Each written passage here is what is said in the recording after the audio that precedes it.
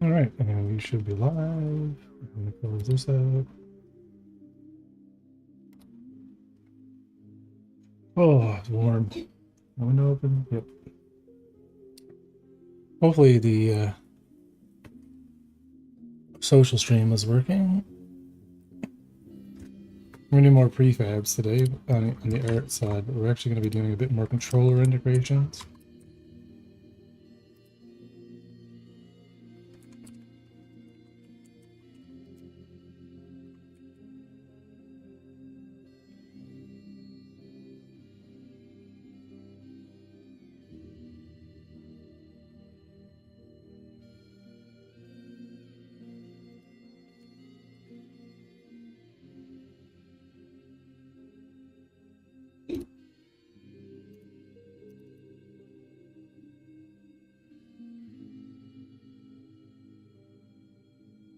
Yeah, so if there's a target node defined,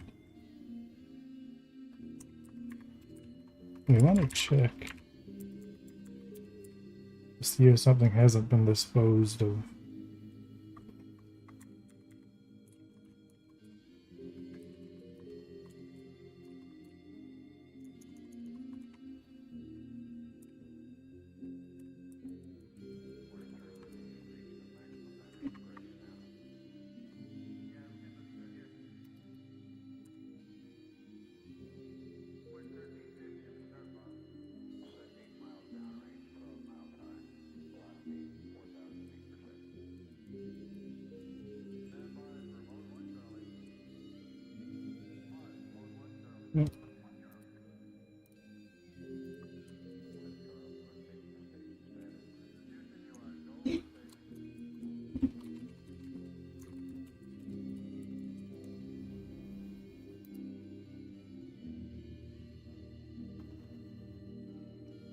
Is valid instance.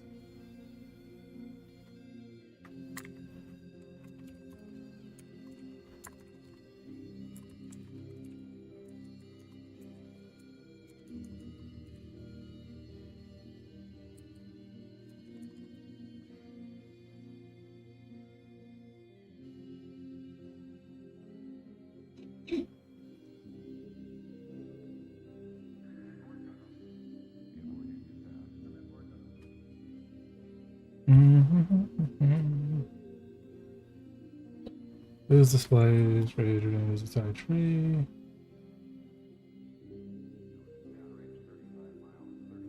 Is queued for deletion.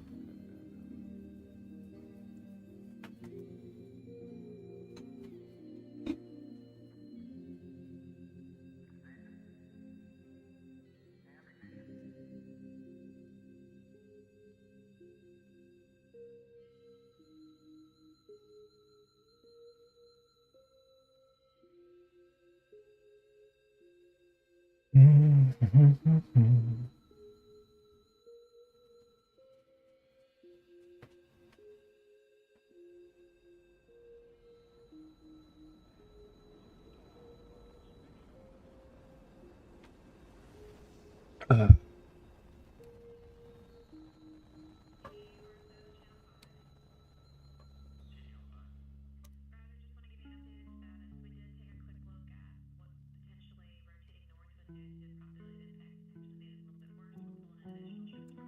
we could. I don't know the performance cost of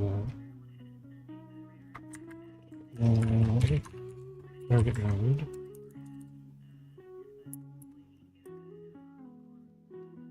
So it was not known.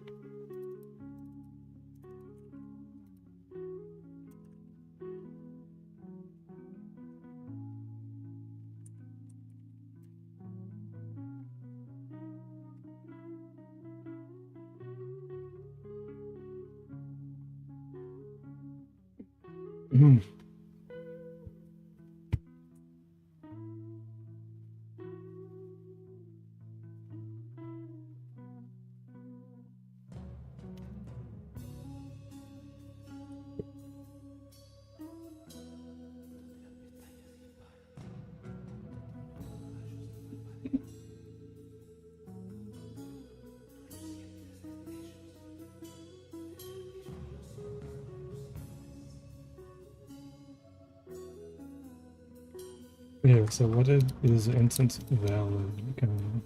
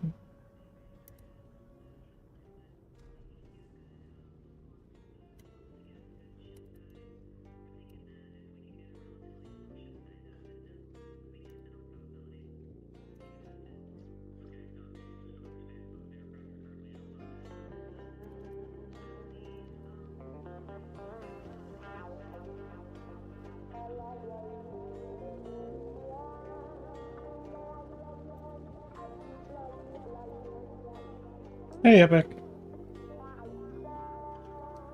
You're dying from the heat.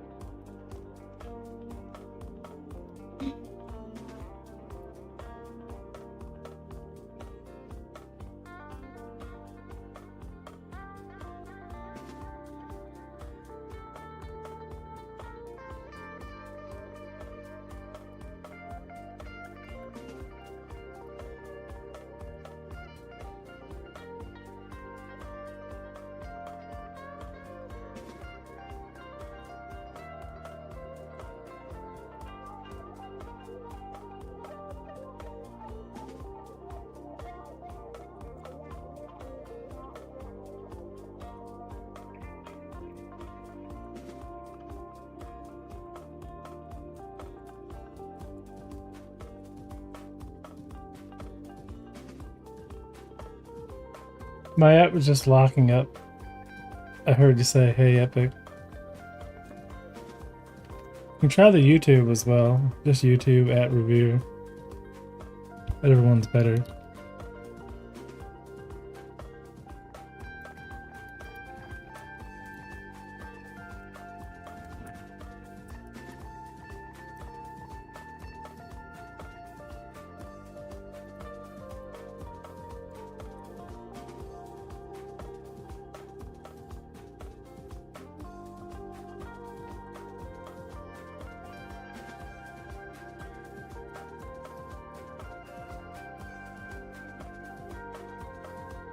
We were on our 4-month anniversary. Oh wow, nice.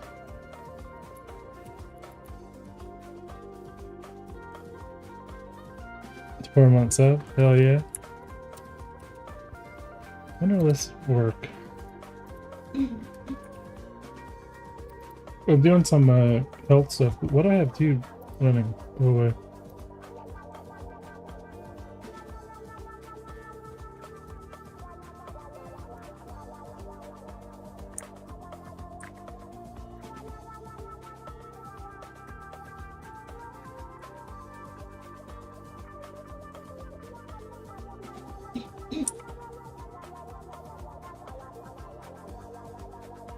Hey!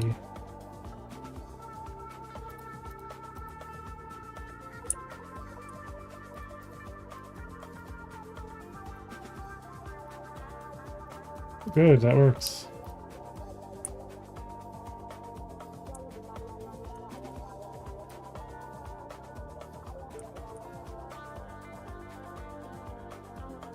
This is the only time I would use an instance validation check because I don't want a couple of the hanger to the ship.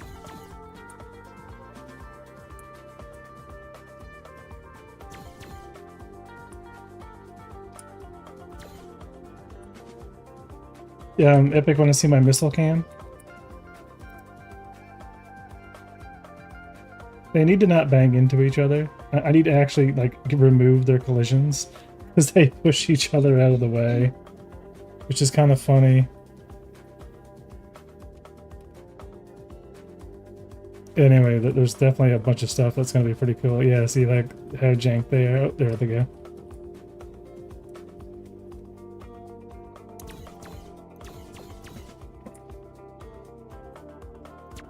Yeah, and what were we doing here on the arrows? Oh yeah, for the explosion. I gotta figure out how to deal with that too. Thank you for the tier 1 sub!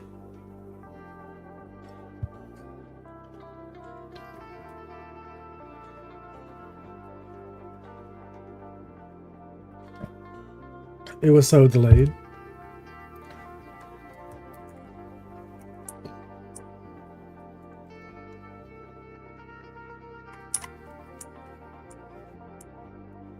Yeah, we probably don't want missiles hitting themselves.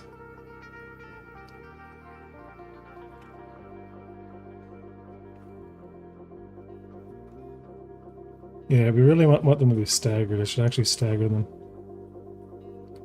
Pew pew pew pew pew pew. We should do a stagger on the weapon now.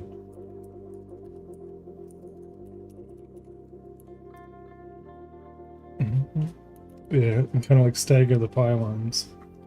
So on the release, instead of just iterating, you could do an async wait.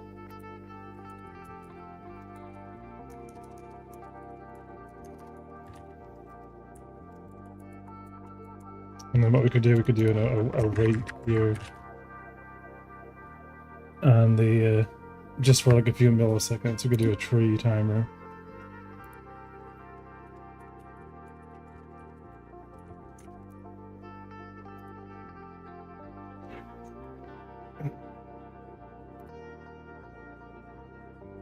Yeah, I think I'll just yield a scene timer. Yeah, that's what we'll do.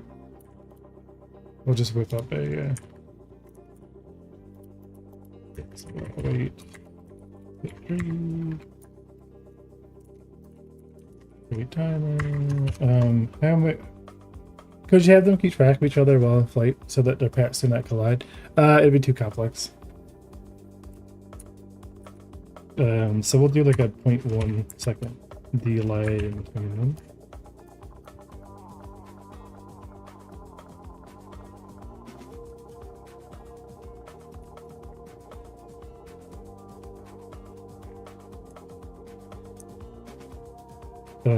Once again.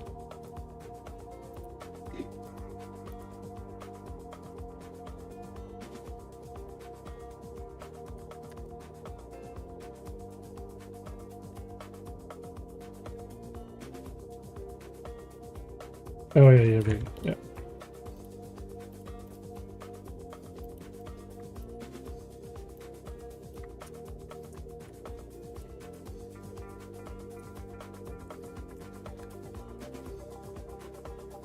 Point one, 1, 2, 3, over 1 second. 1, 2, 3, 4.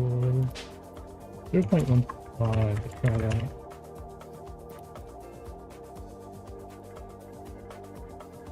This will be kind of a nice.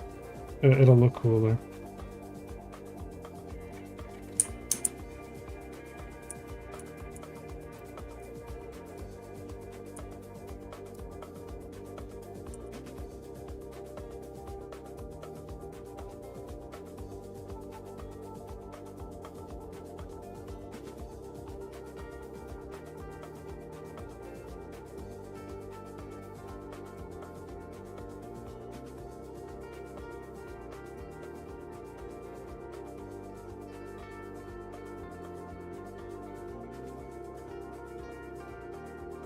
Oh, they're so much more dangerous with the delay each.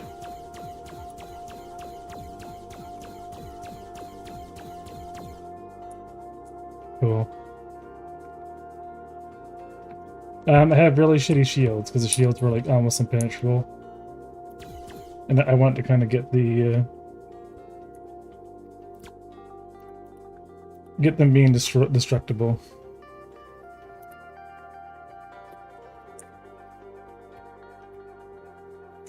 Same thing, same instance problem here with the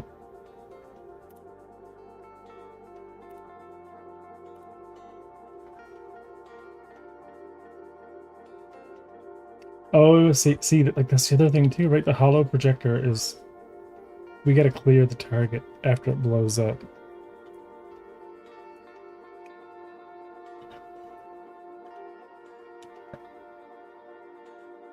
Yeah, that's like the issue with some of the stuff. Like sometimes it's so decoupled. You really want to like check and see if you know you really do want to check and see if the instance is valid on it, and then clear the reference.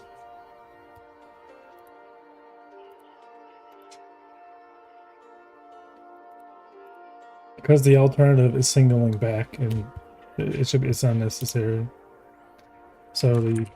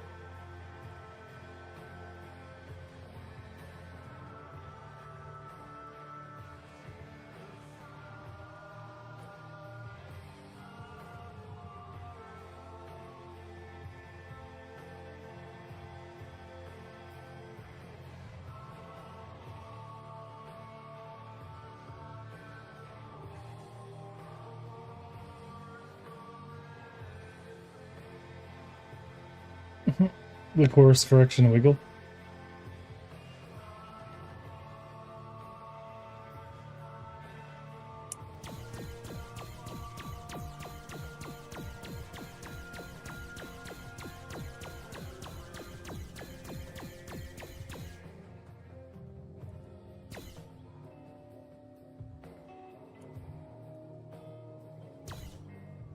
Oh, it queued the reference, so we still have the clone.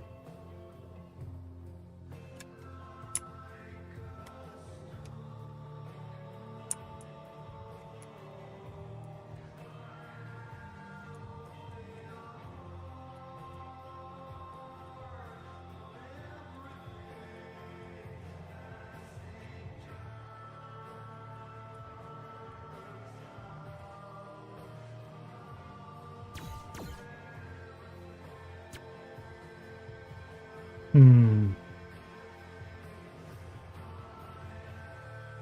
Any coffee left? Anything? Yes, we still have to deal with the missile explosions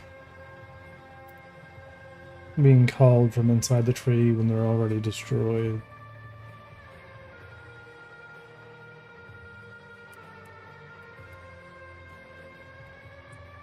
Yeah, I want the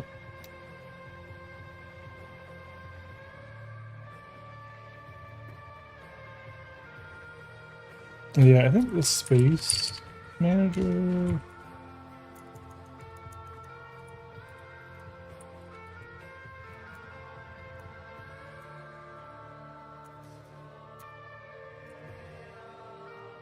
The system manager should have a list of all NPCs that are registered from when they're spawned.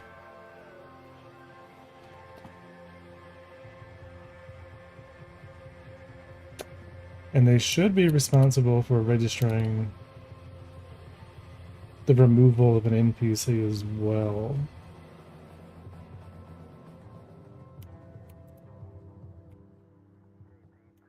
But I don't know.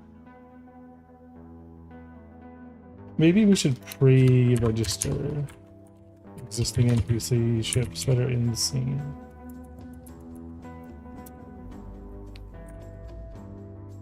So that the manager can do the explosions and replication of the explosions.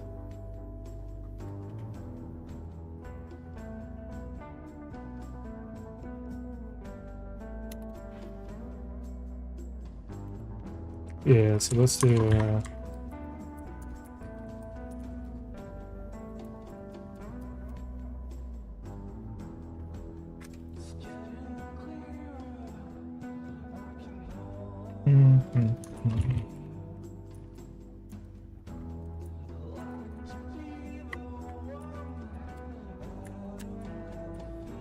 yeah, let's grab this on ready on the Summerton.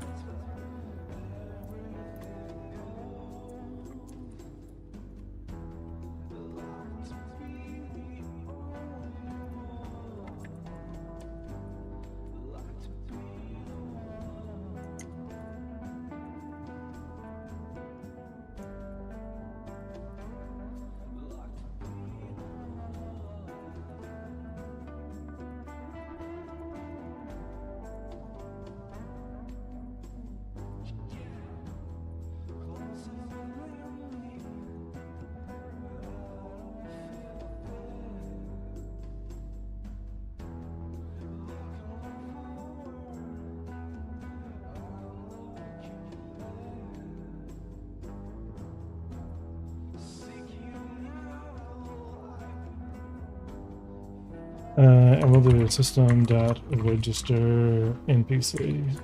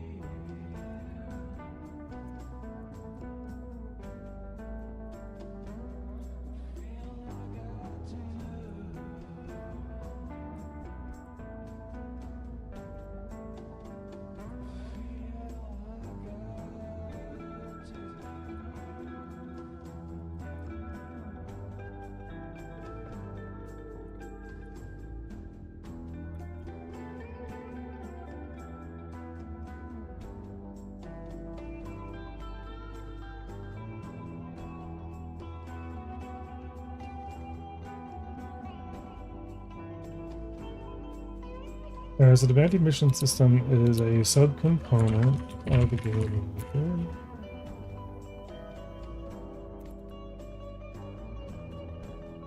Okay, so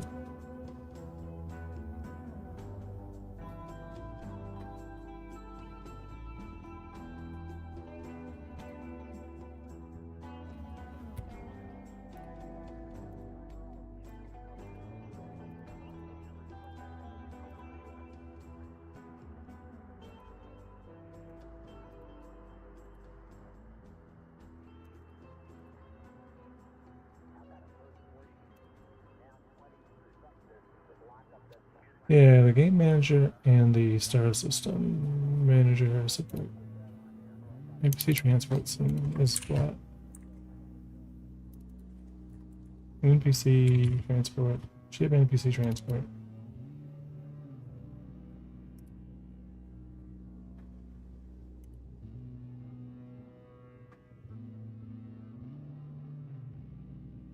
Refaz ships, NPC transport.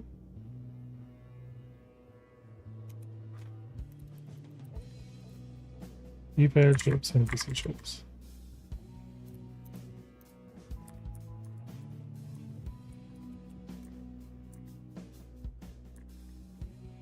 Or ship NPCs.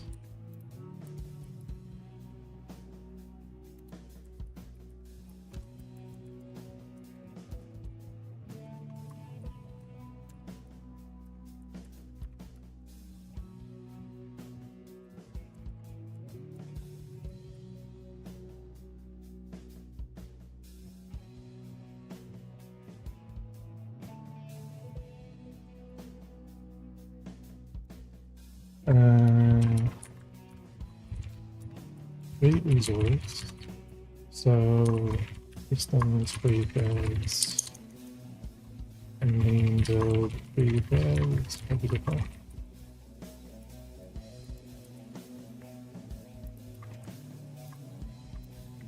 But the private kind of stuff can be understood.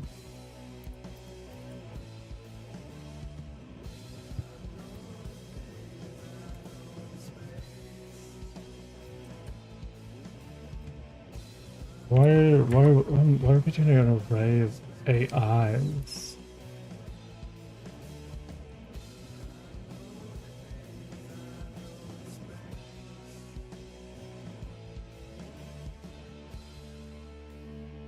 Instead of the ships themselves.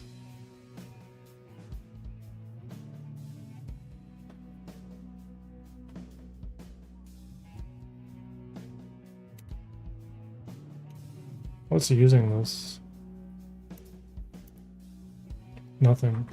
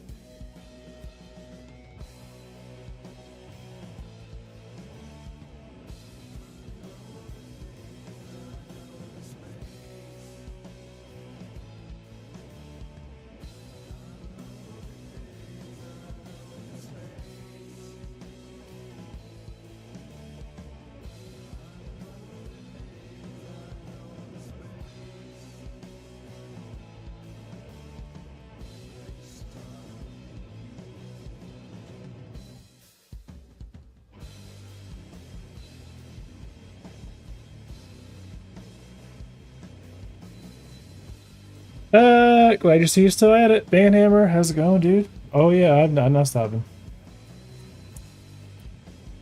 System NPC. Yeah. I have a lot of stuff done with this thing.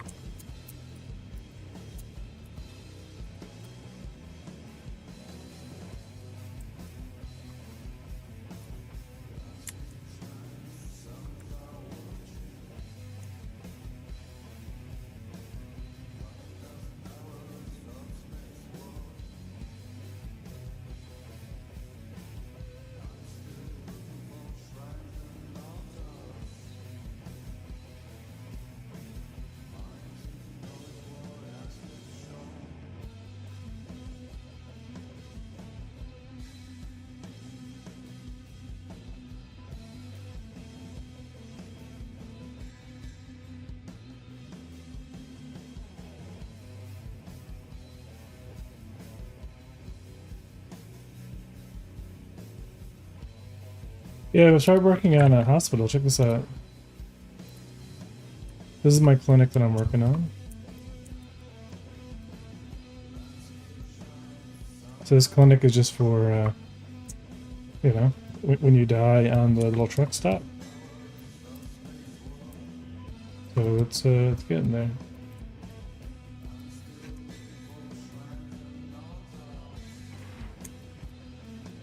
Need a lot more props in it, a few other things, and then we're pretty much good to go. Do we need insurance? Yes. You do need insurance. You ideally should have enough money to buy a clone. That's like a long-term goal that you should have as a player, is to eventually afford a clone. As a you know, it'll pretty much save you the hassle of losing reputation when you, like, you know, die so many times that you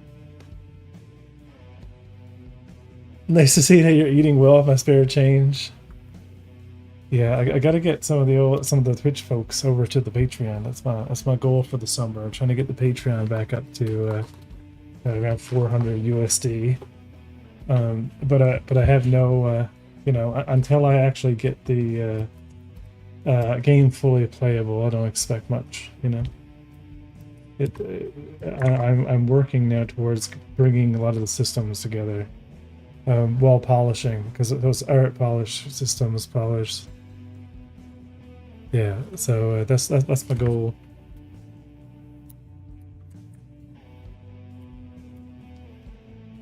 Yes, I think the system manager is a child node of the star system. But we only ever load a single system, and a server only owns one system, so I don't really know. It could be a singleton, like root node. Oh, have a good one, Manhammer. It's good seeing you.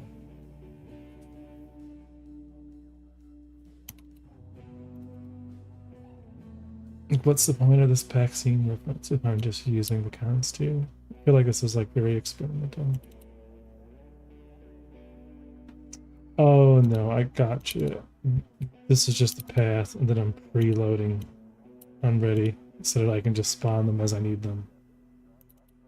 Gotcha, from the vaccine reference.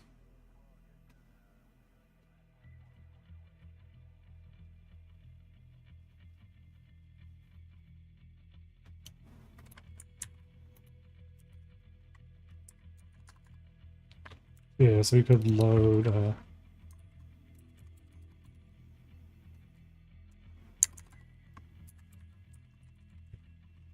NPC prefab.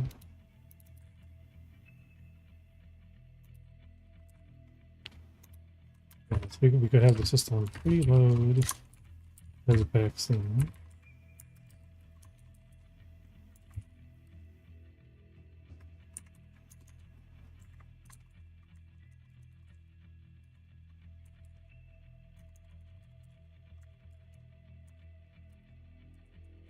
Yeah, I'm a fan of that.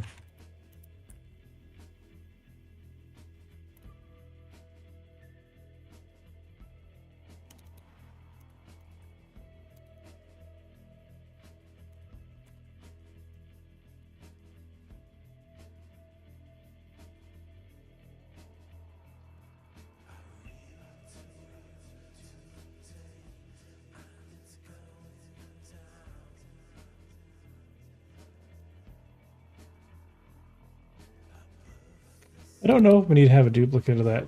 I don't know if this iteration, because we're not, I think we can defer it to queue free. We can go through them, find it, tell it to defer. This may not be necessary. It's a lot of old code nonsense. It's relevant.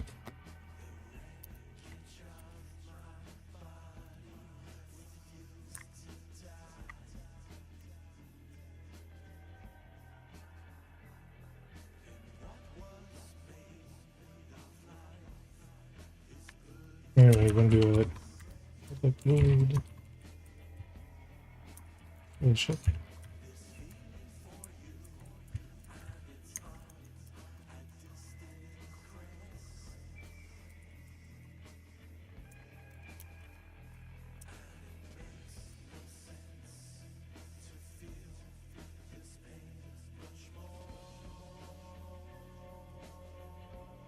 And if it doesn't contain the NPC ship, we're going to return it. If it does, I'm going to remove it from the list.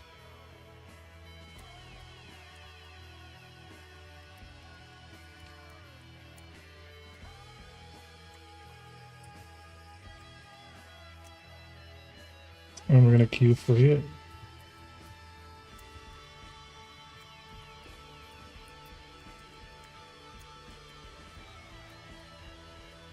And we're going to RPC a despawn.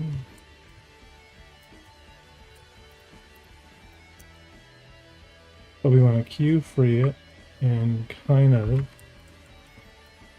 spawn explosion, spawn debris.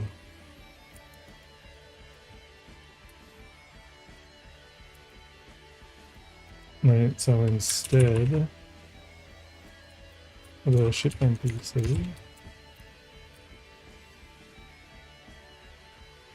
its destroy function won't do this.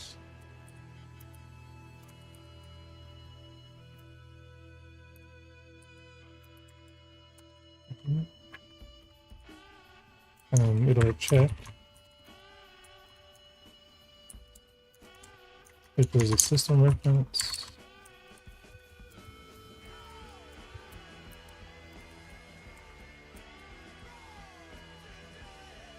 It'll send itself.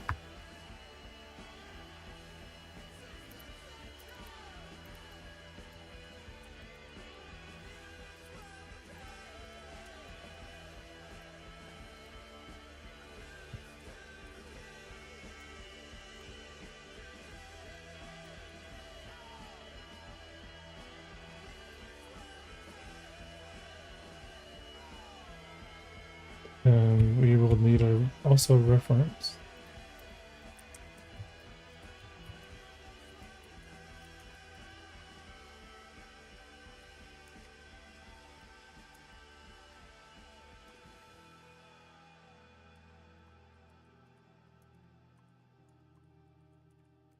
Where did I put my explosion?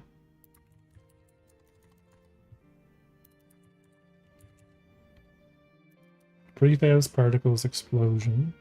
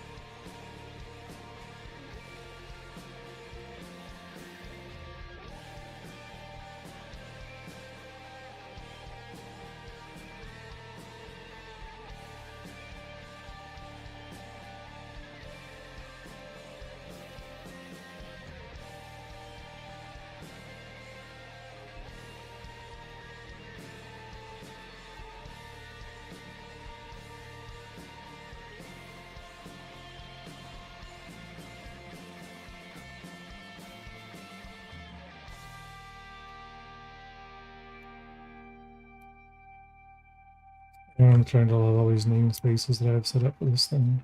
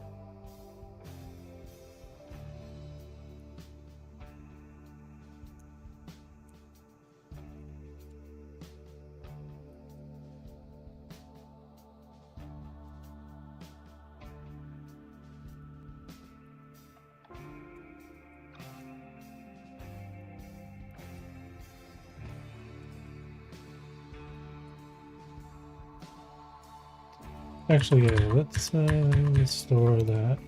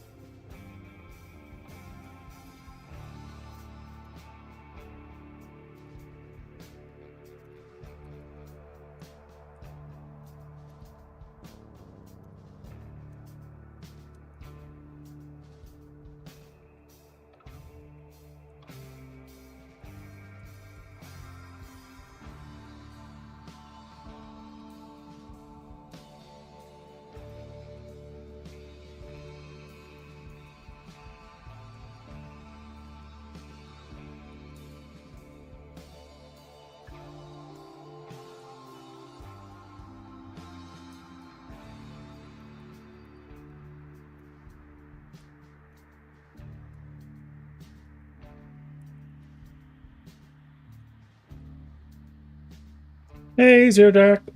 Hope you've been good. I've been great, man.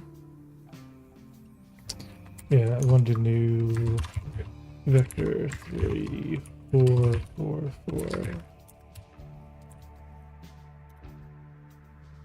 Can I set it?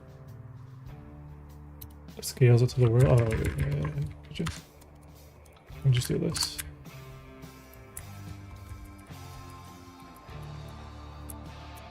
And then we'll spawn our salvage prefab. Oh, vector 3, I know that. And we'll see if this works. Alright, so let's do ship.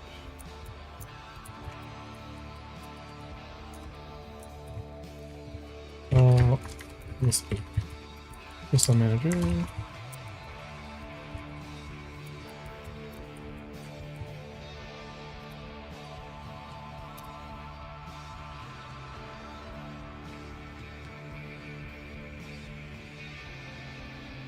We have missiles and all kinds of fun stuff now. And a whole new UI system that now automatically grabs focus. No more having to go into an interaction zone. Just a better render texture system. And missiles.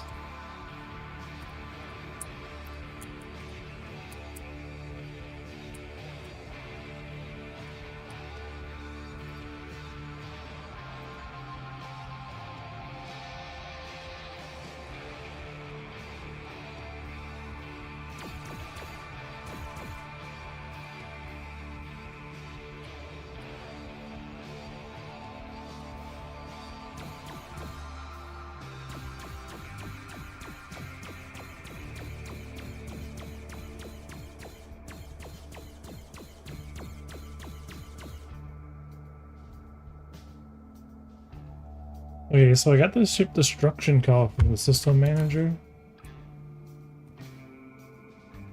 But we didn't get the particle effect.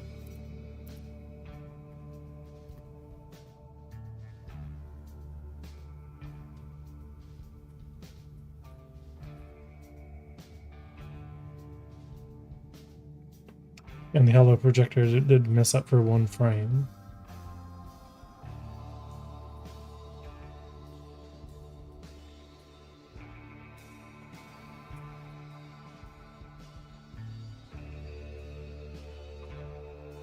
Didn't error out though, so I wonder if it did.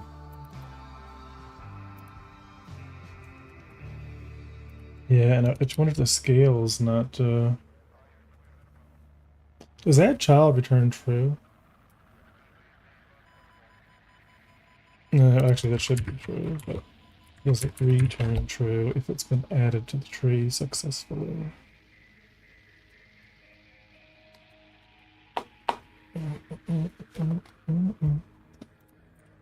Didn't see an error. output. Alright, so system has been destroyed. Ship destruction call happened from the system manager. This happened while we're still technically in frames of taking damage.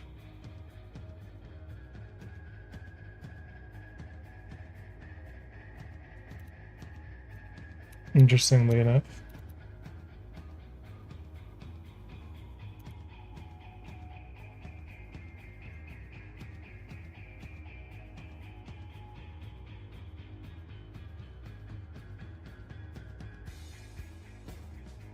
Yep. So the bridge body took the projectile to the NPC shield. System manager.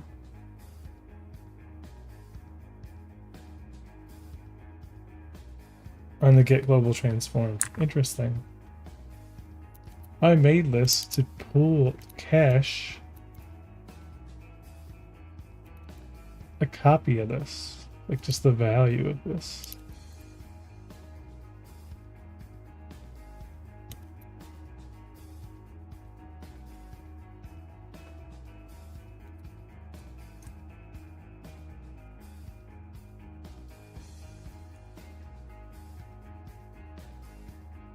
Because it's not removed yet.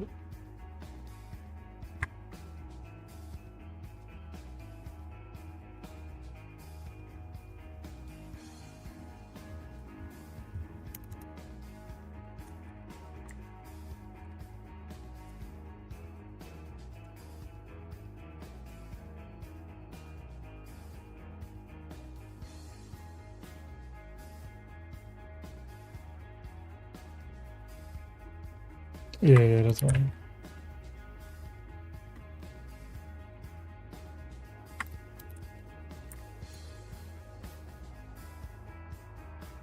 Maybe we should make like a big old square to spawn when it's destroyed. Because I don't have the salvage materials in the build yet, but we need something to spawn that just represents ships in a destroyed state.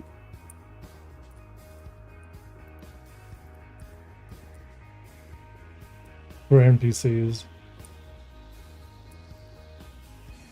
Hi!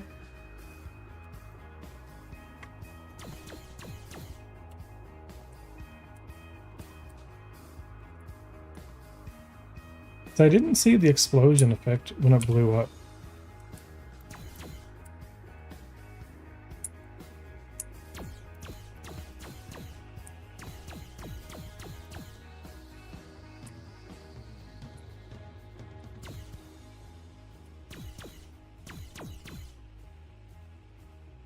Yeah, not at all. I wonder, do I actually have the salvage?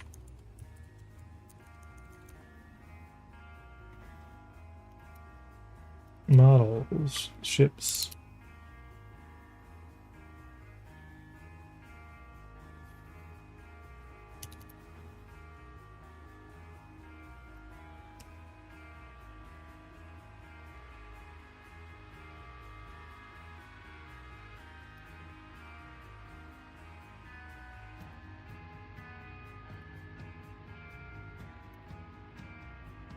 No.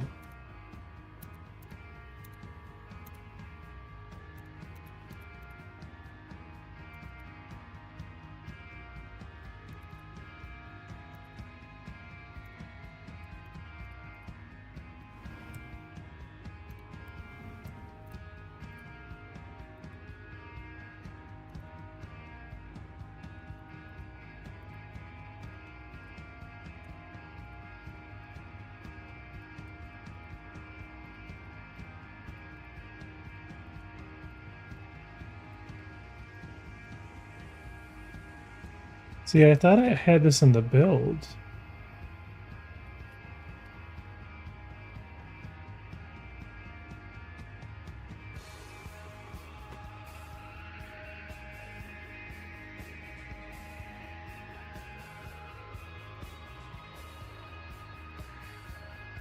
Mm.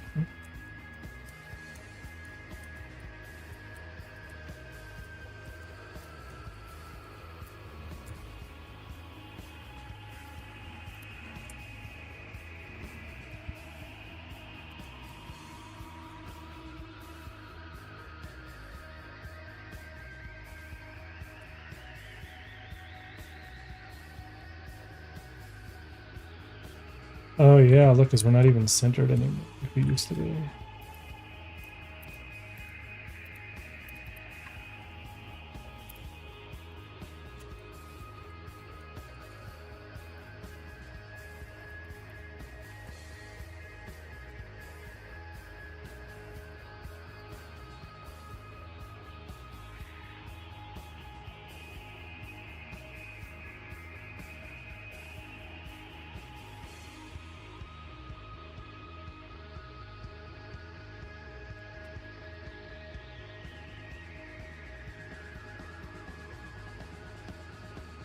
Yeah, I don't know about 64 pieces anymore either. Should be less. I think 64 pieces is going to be a bit... I don't know.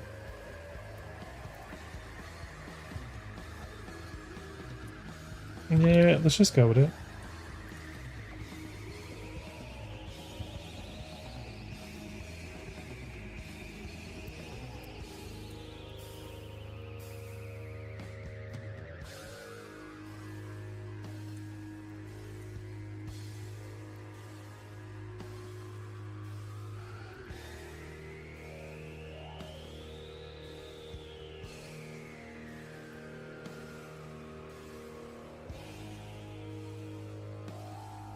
Yeah, because I bet you it's in the main build.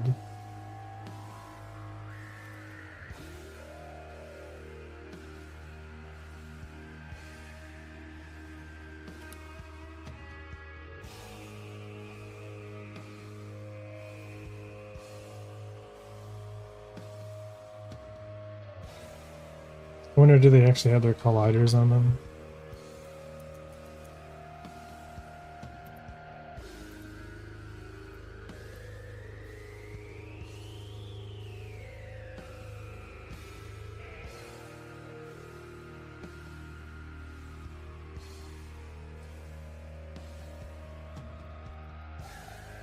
Yeah, so this is the one that we want.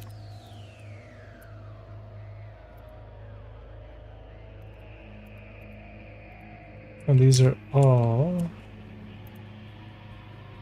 just mesh instances.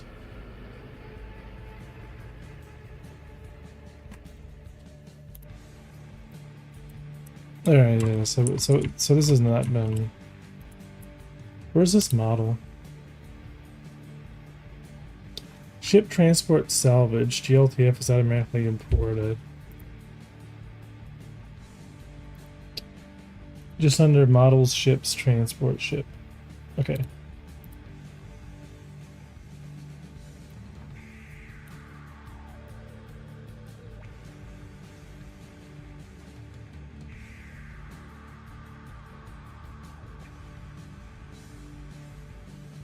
Transport ship. Ship transport salvage.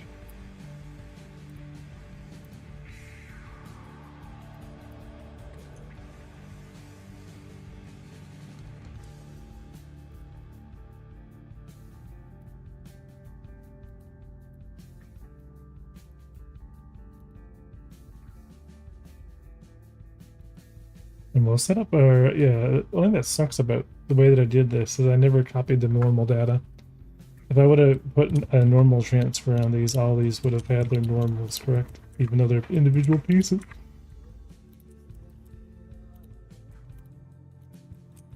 That's why we're kind of getting the two different shades here because of the normals.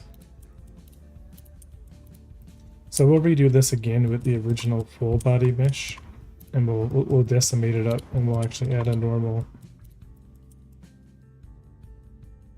Yeah, so we'll visit this again in the future for the salvage aspect of the game. But let's just get it exported. Make sure that our origins are normal.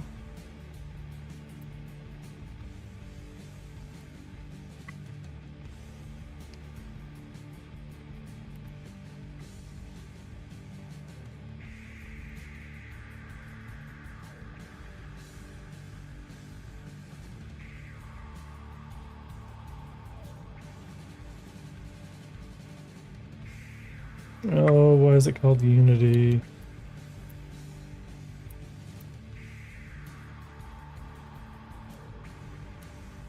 Go away.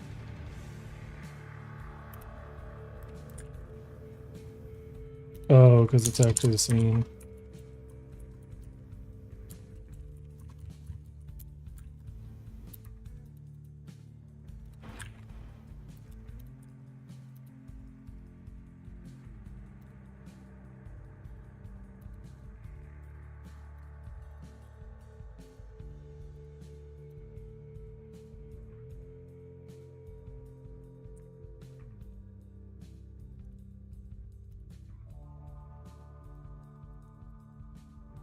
Yeah, that's better. And then we'll do this.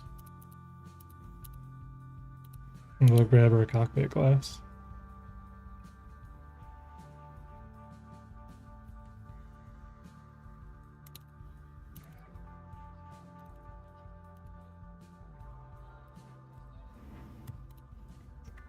The only thing that's going to suck about this... Actually, no. Let's do that again. Ship body. We can actually... Yeah, let's just use our ship body shader.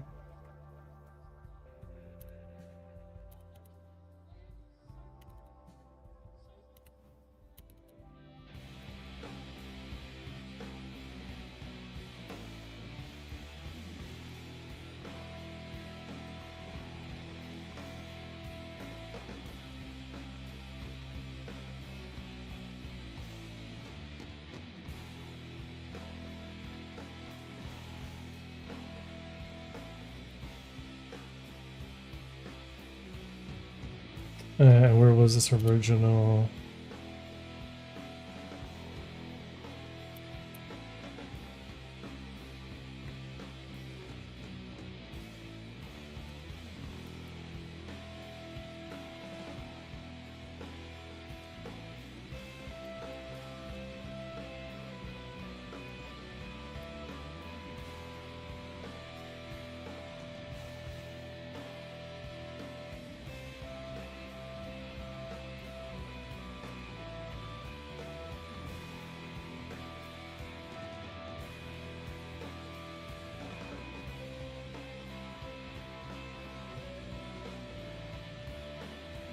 Yeah, because we don't really care too much about the salvage aspect of it yet. We just want to get a prefab spawn in its place to represent salvage beacon.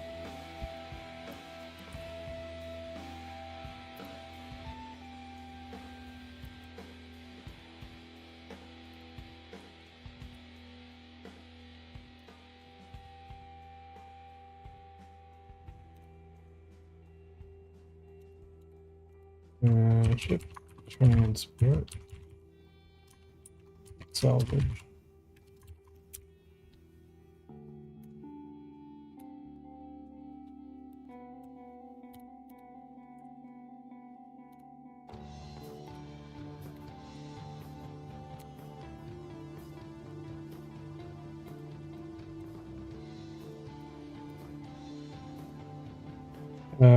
So we will need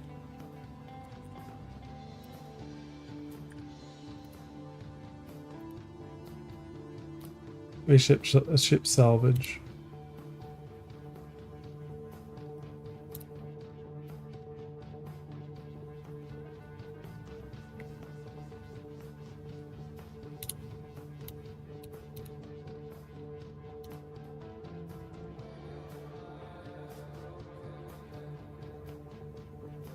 Yeah, and this is more generic.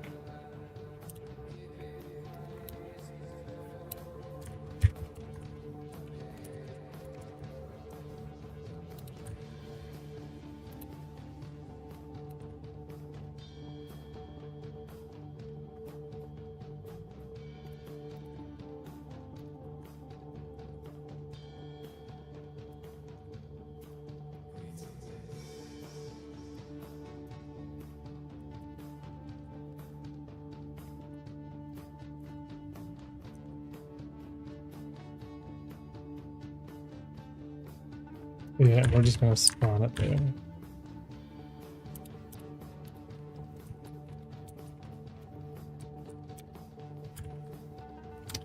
to go to under components.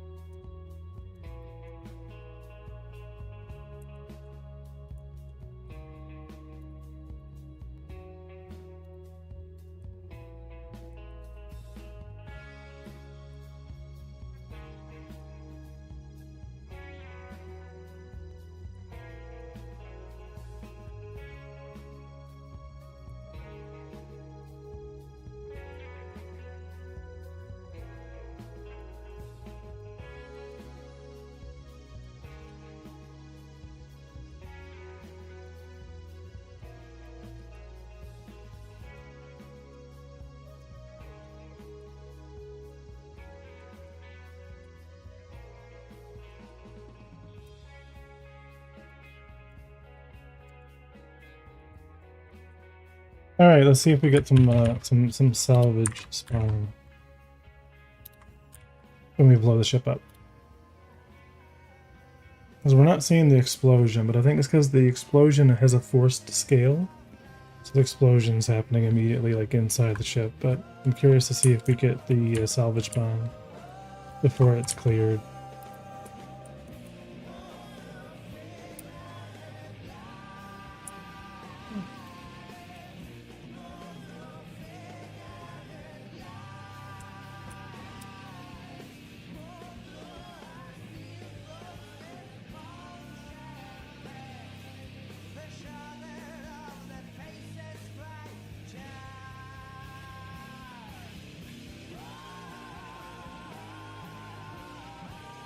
Alright, Giant Light, what's going on here? I'm making a space game like SC.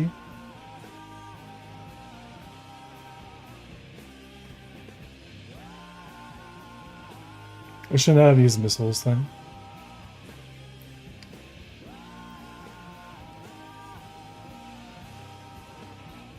Oh, did that kill it? Or did I just get turned around?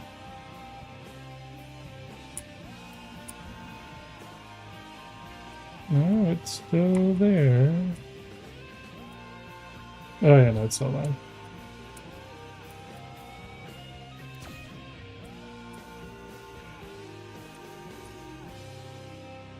Hmm.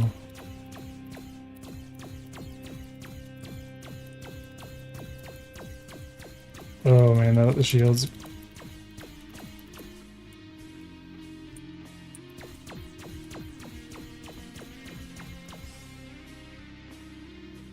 No.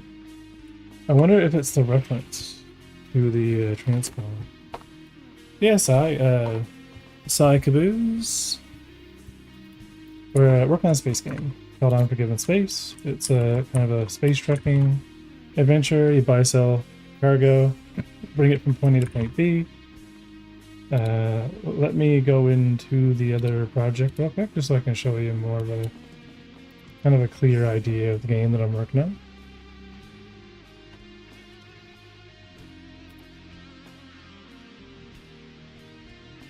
Let me close out some of the stuff here.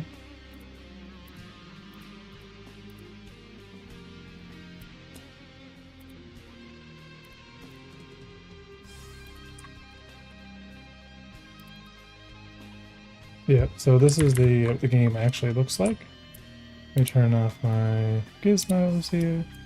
Alright, so you are a kind of like, you know, a space delivery driver going from point A to point B, buying cargo, selling it, making money. You can take off all the components, put on new components, everything's physicalized. Right, so the idea is, you know, the ship is fully upgradable. You can, like, you know, replace the shield generators, all the coolers, pretty much everything. So here's your mag plates for storage.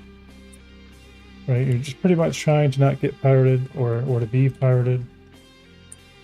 Right, and then when you're, you know, when you're in port, you can kind of like dock the ship, start pulling off all the panels and all the components, upgrade everything. And yeah, kind of the gist. You have your own little habitation module you can rent, you can customize, you can kind of like, you know, make things kind of the way that you want. Currently we're working on a final pass on the clinic. It's kind of like a little spot you go to when you get kind of destroyed. You just wake up in a back the tank and kind of go on your way. Right, so I want to get like the security contracts working, get the delivery missions, buying and selling, all that stuff working this weekend or this over the next few weeks. Kind of put the whole build together. The game is pretty much funded by Patreon. It's just a, you know, continuous, you know, like work in progress. It is multiplayer. It's not a single player game. Here's our little combat ship.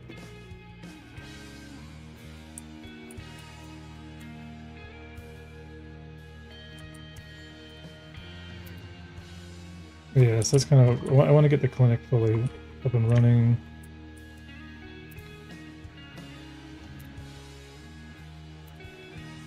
Yeah, so this is kind of the level design stuff that we were working on earlier in the day, just kind of trying to get the final pass of this.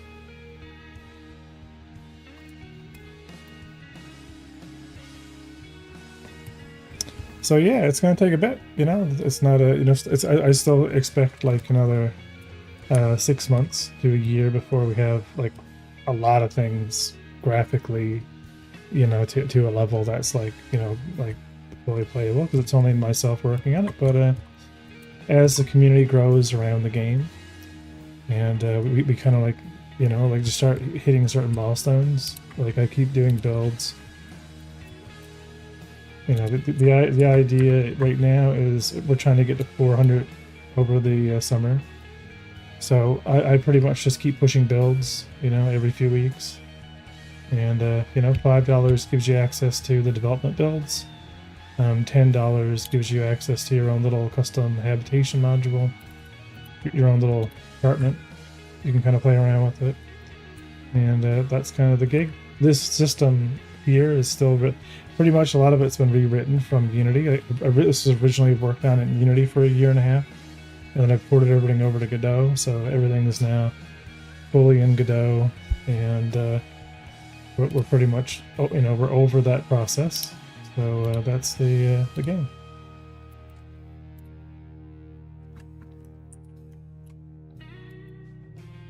So yeah, so what was our error in this? Let's close this back out, go back into the systems project.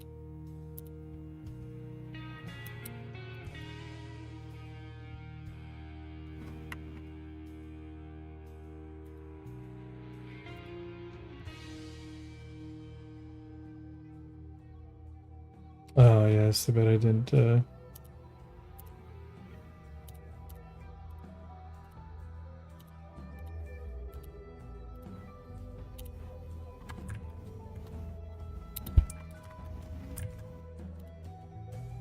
And the systems project here is a low poly version of game with all the code base, where we can just focus on systems of the game without having to do the art.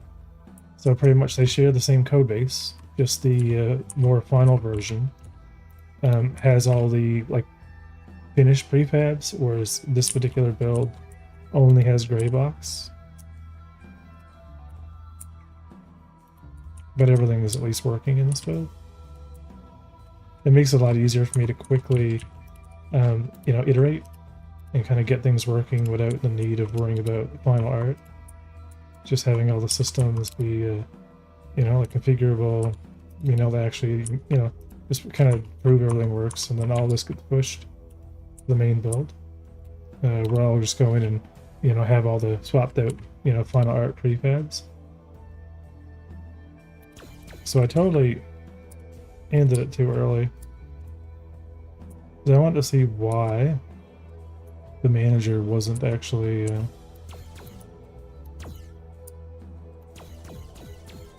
oh no.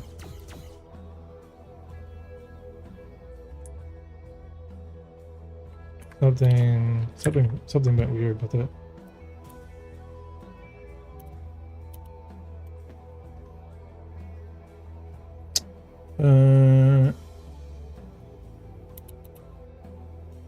Yeah, it was supposed to spawn salvage. Wonder why the NPC is now messed up. Oh no, he's not messed up.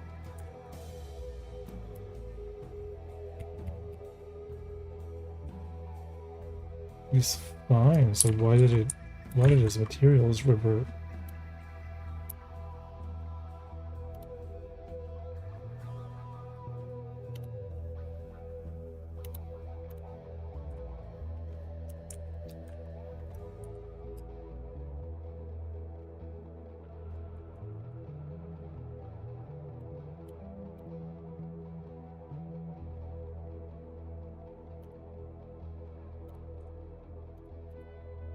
In our auto load, our system manager should be loading second to last.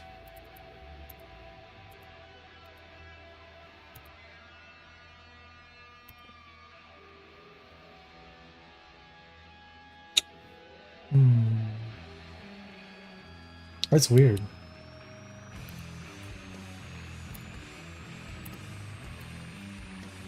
Wonder why his shield was blue.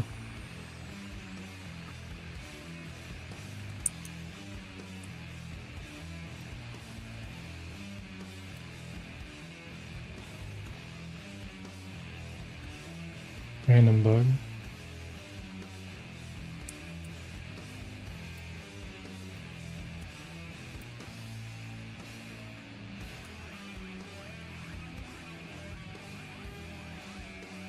Yeah, no, something is, its shield is, yeah,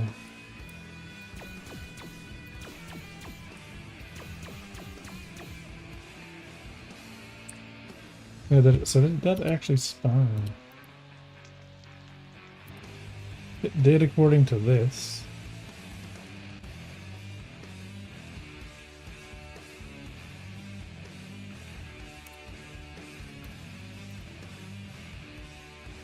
Oh, it spawned at 0. Oh, okay. So this needs to be set after the fact. Yeah, I don't know why this thing ended up inverting. Its shield is set.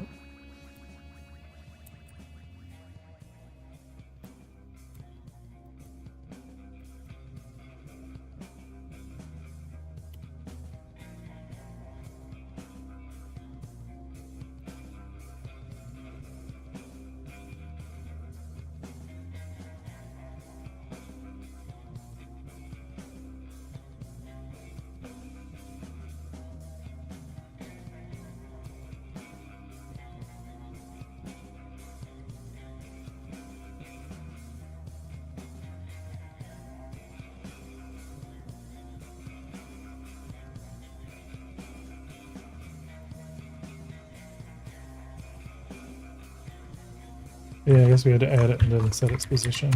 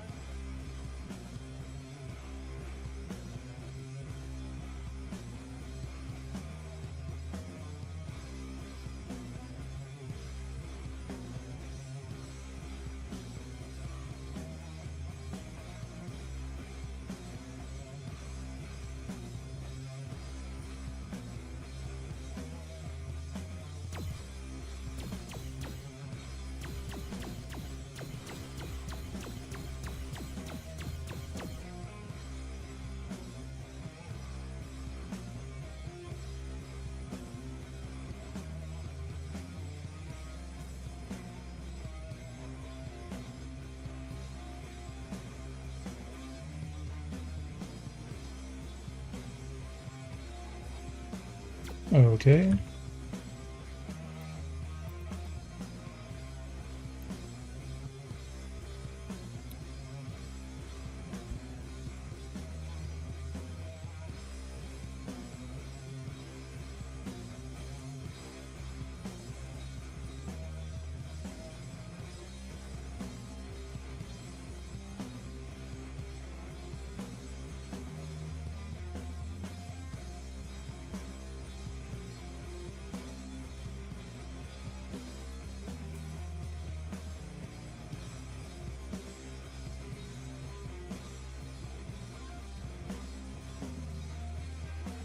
If this happens and the target becomes null,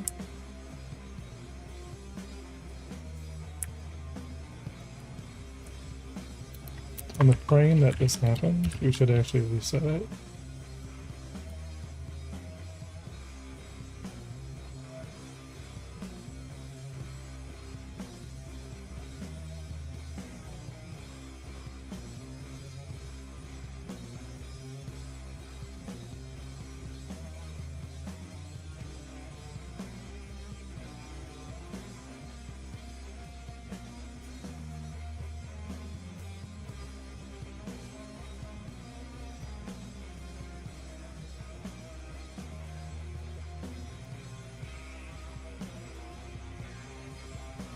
Yeah, we should just queue it.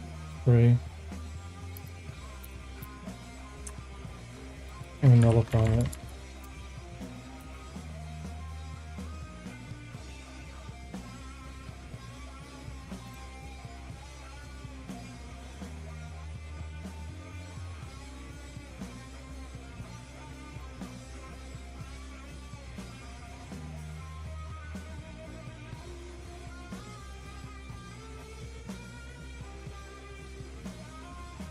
We have to change all the new panel 3Ds to actually set the material when it starts. So we don't get these in-editor conflicts.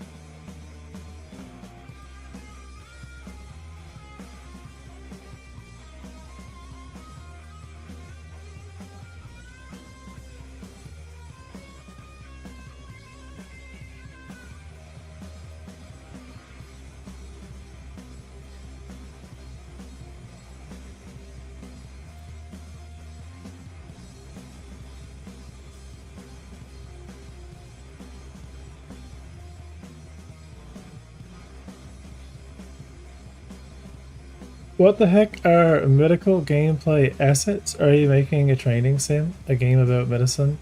No, no, no. It's for when you die in the game. It's a space game, kind of like Star Citizen. So the medical aspect is just this little kind of like clinic that's on a space station. So that when you die, you just wake up in a bacta tank. Right? So you wake up, back the tank, and you go pay your bills, and you go on your way. Everything. Everything.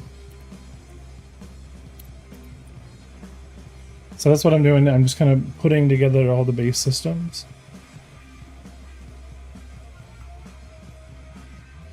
Game dev is a beast. Yeah, it's a bit of work. It's a little bit of work. It's a lot of Blender. It's more Blender than you could ever imagine. So much Blender. And this and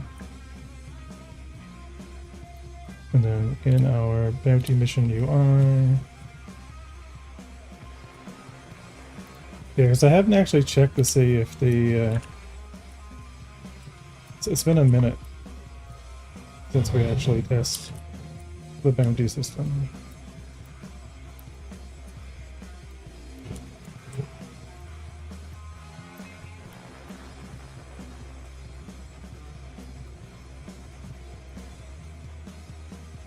Oh, Godot, nice. I heard really good things about Godot. Yep. Blender's my ceiling for 3D modeling. But yeah, it's Godot.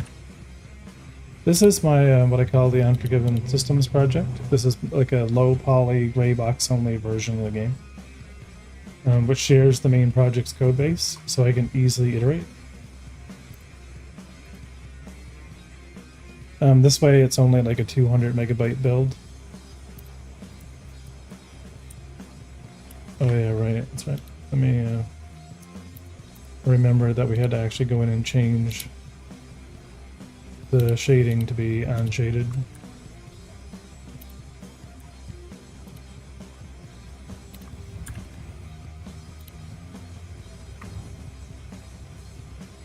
Yeah, I'll actually take the time to give you kind of a little tour here in a second. So we have full. I'm using C# because I ported the project from Unity. Right, so I have like a full world UI render texture system that I wrote. Right, this is kind of like a player controller support. The idea is, you can tractor beam things into 0G. We're in a gravity volume right now. Right, you can buy components. So if I, buy myself a couple tri lasers, we can throw them on the ship. Everything's physicalized. So what I'm hoping is that the mission system kind of works.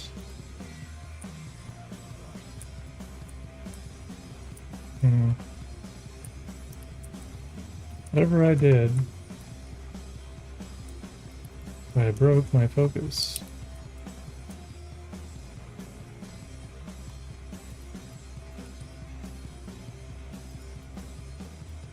Interesting.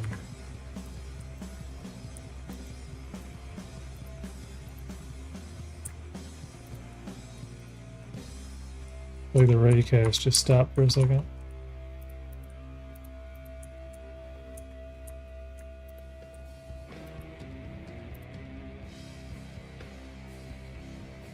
Maybe the font, but it's giving me real Space Engineers vibes. Maybe so, and the art right now. Here, let me actually. Well, first let's. Let me kind of show you what I mean by like the physicality. Like every part on the ship can be removed. So there's a fuel scoop, fuel intake, power plant, and they can be all assembled.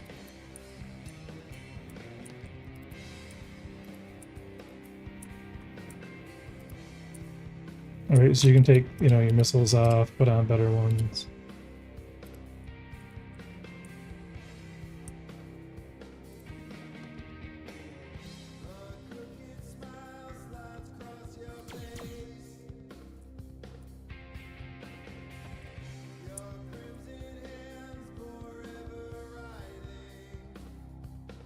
Is it merged into a single static mesh when it's put together? How do I handle that overhead? It's a lot of occlusion, complicated.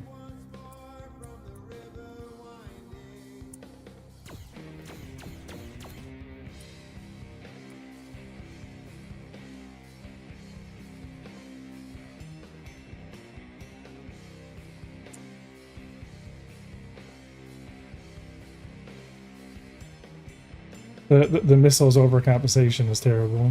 We won't we won't judge myself by the initial missile test.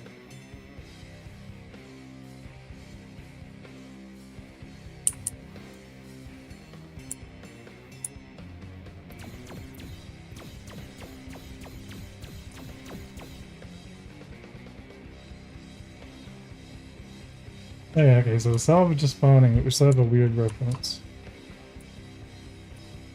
So what is the weird reference?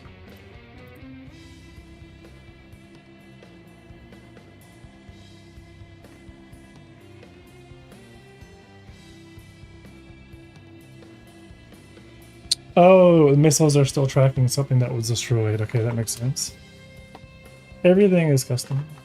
Yeah, let me actually go show you the game. Let me actually show you the game in its current kind of state. I'll take the time out just to just so you kind of see the art directions I want to go with, and kind of the systems project doesn't really do it justice. So this is what the game actually looks like. Right, this is the actual ship. Right, so every part can be pulled. So like this is what the shield generators actually look like, and they have specific connectors that represent each phase emitter. So I try to make things as real as possible. I don't have the components in this particular build because they can be snapped in place right now just as a prefab to kind of show you how it works. But yeah, this is kind of how the game is. We have our mag plates. Brother, you cannot convince me you're doing the code. And I'm also this good at both modeling and texture. I also do sound design. I also have my own whole studio here. Got my we're doing everything, brother. We're doing everything. Everything. All the net code, you know, network engineering. We gotta do all the replication stuff. He also does missile cams, exactly. Right, so this is the game, right? Let me just go into the empty test scene. Let me just kind of show you too much shit on the go here, but you know, if we're going to yeah, let me just kind of show you some of the stuff we're playing around with. This is what I want you to be able to do. Yeah, this is the MMO, man. Massive, right? So here I am with the actual full character, right? These are all the different, you know, like things that we can kind of add, different components. And what I want to show you is we're gonna go and buy some items to decorate our hab. So we're gonna buy a sofa, a bar stool, the island. Oh my god, I'm so spoiled by the new system that I wrote. Let me buy another bar stool. Now we're actually buying all these components. They're spawning inside our grid. But yeah, check this out. We can just go and bring this into our habitation module. And then we have these item ports so we can snap them into. And we can fully make this our own little hab, our own little home away from home. Here's the bar light. And all the props that I'm using for game design, right, we can expose a lot of them to the players. So we can kind of like have players, you know, buying components, throwing them on the ship, bringing them across the universe, you know, and there'll be different like unique kind of like furniture items and weird things. But this is just the item port system of the ship, just being used cosmetically for the purpose of your own habitation module. The ship works exactly the same thing, so it's the same code, right? But you know, when you start off and you're just poor, you can't really afford much, and you have to pay the rental of these things because they're kind of they're part of the station. So this is kind of like, you know, the stuff that, you know, you'll be able to do, you know, and this is what I want to kind of highlight for the Patreon build, is that, you know, this will be fully persistent for you as a, you know, as a supporter. So you can kind of like, you know, add a little table and some chairs, get rid of this. So that's kind of the, you know, the idea.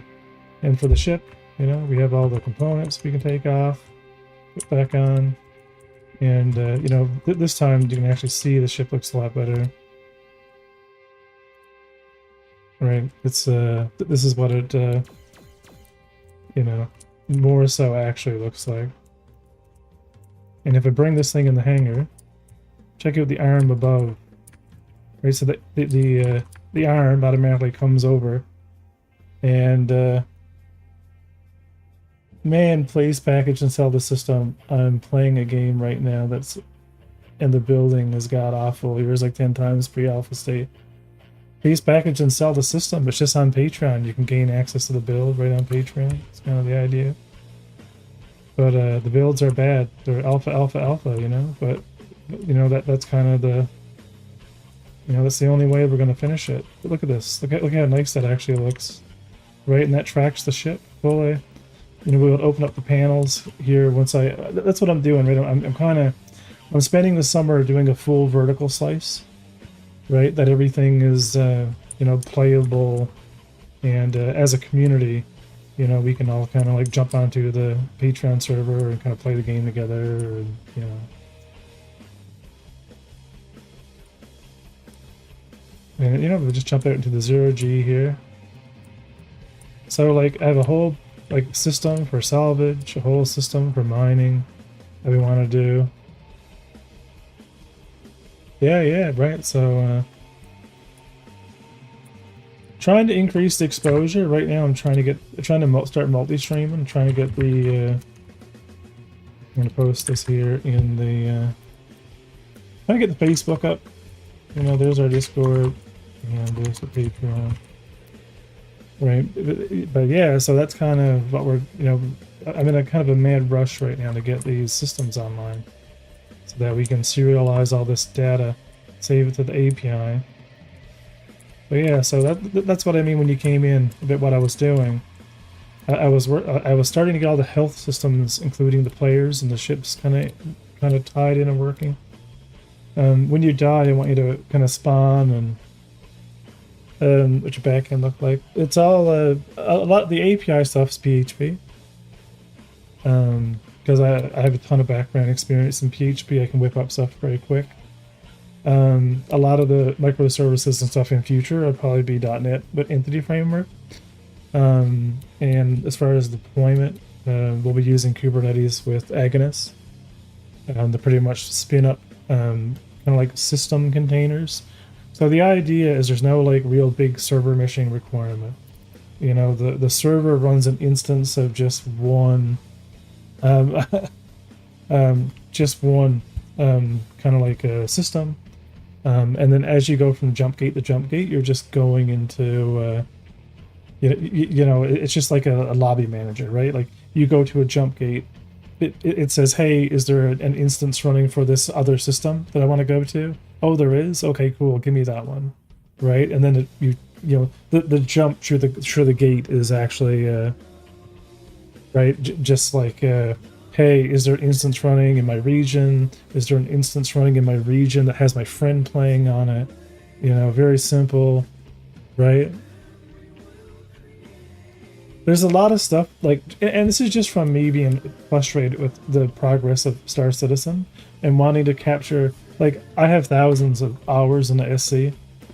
I built my own entire trading app for SC, which is like Galog. This is a full PHP 8 trading app that I wrote, you know, that does like live search for like ships. I can go in and calculate trading routes from like, you know, any ship from whatever amount of money. It goes through every single possible trade route and figures out, you know, what you should buy and sell. So this was like my little project that I was, you know, spending a couple of years working on. You use a framework for the front end. For this thing, I use a fork of Fomatic, which used to be Semantic. Really, really nice. I wish they would have kept working on it. And speech, I have a lot of passion for this stuff, you know, I put a lot of time into it. And that's why I got tired of waiting for Star Citizen to have a real dynamic economy.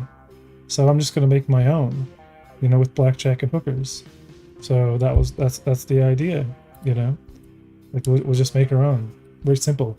And then I can create a real dynamic economy that actually works. and the whole game is built around that economy. Like everything is, like all the, the routes and everything. And yeah. What's your current thoughts of the state of SC? I think we're fine now. I think SC is finally moving now at a rate of development where a lot of roadblocks are over, content's being done, Squadron 42 is done. I can see SC now being piped out. Is it going to be in 2 years? I don't know. 5 years? No one knows. Time frame. But I don't see any roadblockers in SC that they need to engineer. But it needs to be created. Yeah, and thus the game was born. Yeah, so Unforgiven Space is not meant to compete with SC on that. It's meant to, like, I want to have that piracy experience. If I want to give you like a feeling of what I want to create here, right? Unforgiven Space is late 70s, early 80s, in a universe similar to Cowboy Bebop, right? If you ever watched Heavy Metal Lady, the episode from Cowboy Bebop, where they have the space truckers and they're moving cargo, like that's the type of feel that I want, like kind of not necessarily aesthetically because that's an anime series, but from like the lore and how the universe works. Like there's no military, there's just corporate security. It's very motorcycle gang and space-ish. And when you think about the gameplay, think more like doing a lot of merchant alliance quests in Sea of Thieves. Like Sea of Thieves is kind of a really good baseline because it kind of plays like Sea of Thieves as far as how many players it want to have in an instance, as far as like how long it takes you to get around a system will be very similar to the time frame of moving around in Sea of Thieves, and the idea of being able to pirate someone, be pirated, is kind of that sounds awesome. My buddy and I were looking for exactly this kind of game, but Space Engineers is like vaporware now. And we're going to try to I'm going to have some planet tech, but it's going to be filler. We're going to focus on landing locations, I'm going to use some proc gen to fill out areas, but it's mostly going to be just, hey, go down to this location, right? Where we can just have, the key is in the landing locations, right? The key is, why am I going to this planet? I don't care about No Man's Sky. I don't care about all of the unlimited terrain of Starfield. Just, there's a place. What is that place's economic value? What does that place do in lore? And what does that place offer you gameplay-wise? And the landing zones must dictate those, validities of sorts, right? So it doesn't matter if there's like big no-fly zones and you can only kind of go down to a planet on one side, or vice versa. It doesn't need to be a voxel system. Right, there's a lot of stuff just unnecessary, right, for the scope of the game.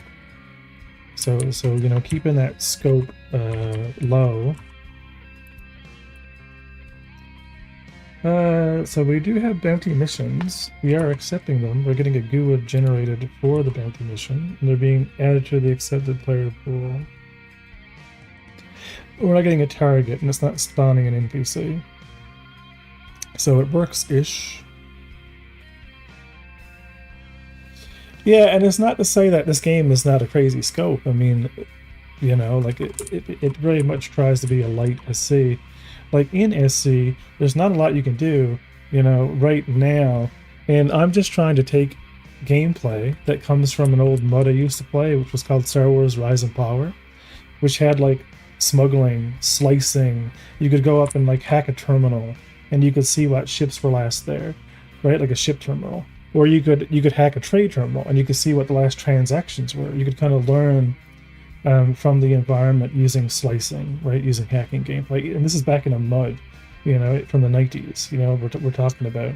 But even though that was a text-based game, and it was a Star Wars game, it had so many fundamentally great features, right? That was fantastic to move into 3D with the formula of Star Citizen, right? First-person game in space, with like gravity volumes and vice versa.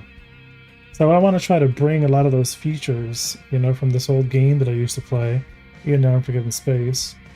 I try to market it like it's an SC-like game because, target audience would definitely be someone who's waiting for Star Citizen to come out. You know, and yeah, just kind of see where we go with it. That's the idea. Yeah, so these are totally accepting. I don't think I did anything else with bounties. I don't think I created a target or anything to. There's also like not a random reward for the people that we need to kill. So the bounty system needs to be tied into the system manager, or a system manager. Like I need a game manager to pull up what system that we're in. And we need to like skip aside. This track is great, but 1 second. Let me log to the streaming PC and just maybe reset the album.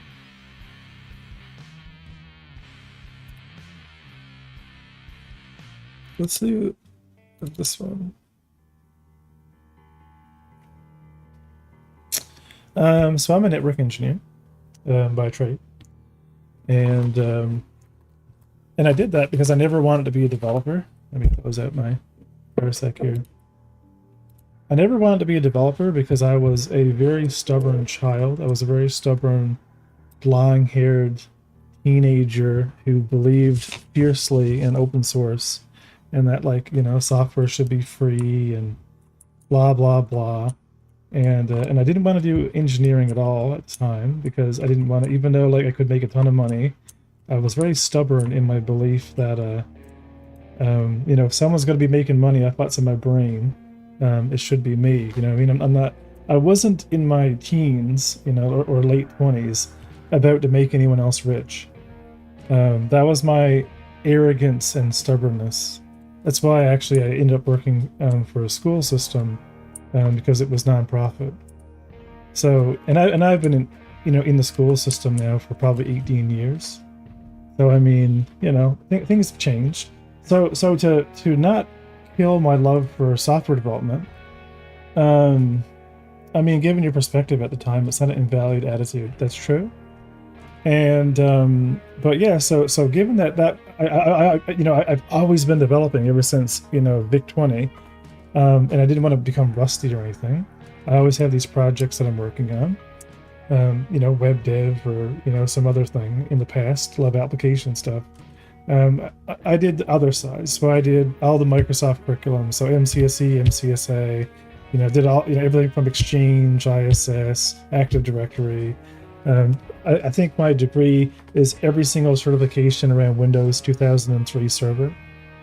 You know, because 2000 Server was just over, and 2003 Server was kind of starting when I around the midpoint of my own degree. So, ironically enough, you know, I've been using Slackware since, I don't know, 6, maybe 7, because a friend of mine that I met online on IRC and stuff had an old Pentium 3 that he had, you know, running Slackware.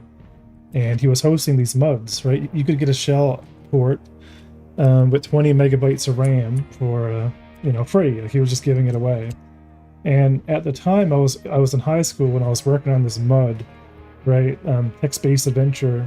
You know, I was working. It was based on a code base called EmberMud, which compiled on Windows. So I was working in pretty much Visual Studio 5.0 back then. And eventually, I needed to get this thing running, right? I was tired of bringing around a floppy and trying to get this game, this MMO that I was working on, working all the time, you know, running it from the library and stuff. So I ended up getting the shell access and, you know, installed PuTTY, you know, logged in, learned how to use Screen and Emacs. And I started porting this thing. It took me 3 months to get the code base to compile again under Linux with GCC. So it was like, you know, everything's Windows is all Win sockets, and then I had to, you know, I made a whole bunch of changes and stuff. So eventually, after 3 months, I got the game running on Linux, right, in the shell that was provided to me. And you know, we were all playing the game, and it was great. And eventually, I'm like, well, you know, I'm just going to install Slackware on my own computer. You know, I had like Windows 98, and I might as well just switch. You know what I mean? So the funny thing is, I switched over to Linux way back then. I went and got a hardware modem because null modems were a thing, like the software modems were a thing. You know, I was using that system for probably 3 months, I think, before I realized StartX was a thing. Like, I didn't even know there was X11. I didn't know there was a GUI. I didn't know what KDE was. I was just like booting into the terminal and still using Screen and just running Emacs and working on the game. Right, I used PPP to like dial up, and then eventually I realized, holy fuck, there's like a whole GUI system to this thing. This is amazing. So and then I wanted to do like file sharing, installed Samba.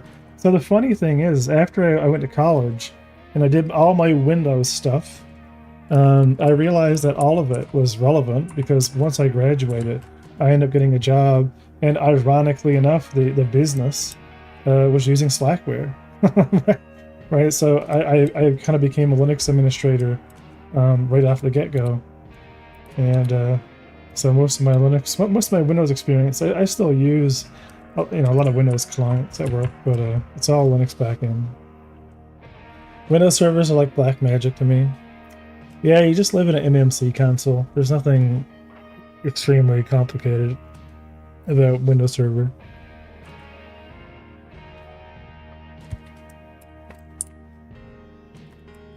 But yeah, so my whole job, was pretty much created around the idea of running my own game. So maybe that's a calling, But at the end of the day, if I don't finish this thing, or I don't get the old, Patreon up to the target that I'm trying to reach, then, but I think it'll happen. Like, I think it'll grow. I think the community will grow as we're all playing the game together. Like, unless I give up on it, which I never will, it has no other choice but to be born. Like, you can't, it is what it is. I can actually run, check this out. I'll actually show you, because you don't have an access to a build. I don't know if anyone online, if I have a Patreon member here, but I'll show you the, let me go into my Godot builds. Yeah, so let me just run 2 of these. So we're going to run Unforgiven Systems as a dedicated server.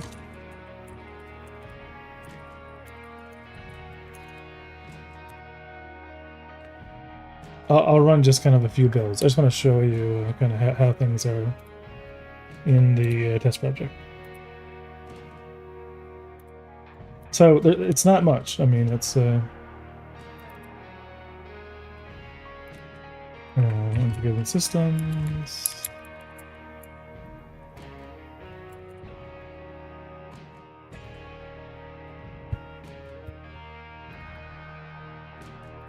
Okay, so I have one running headless, and we're going to run 2 clients. So on the first client, I'm actually going to log in, and this is going to check my Patreon and figure out what my claims are, and then I'm going to go to multiplayer, and I'm going to log in with review. I'm going to give myself a color, and I'm going to join.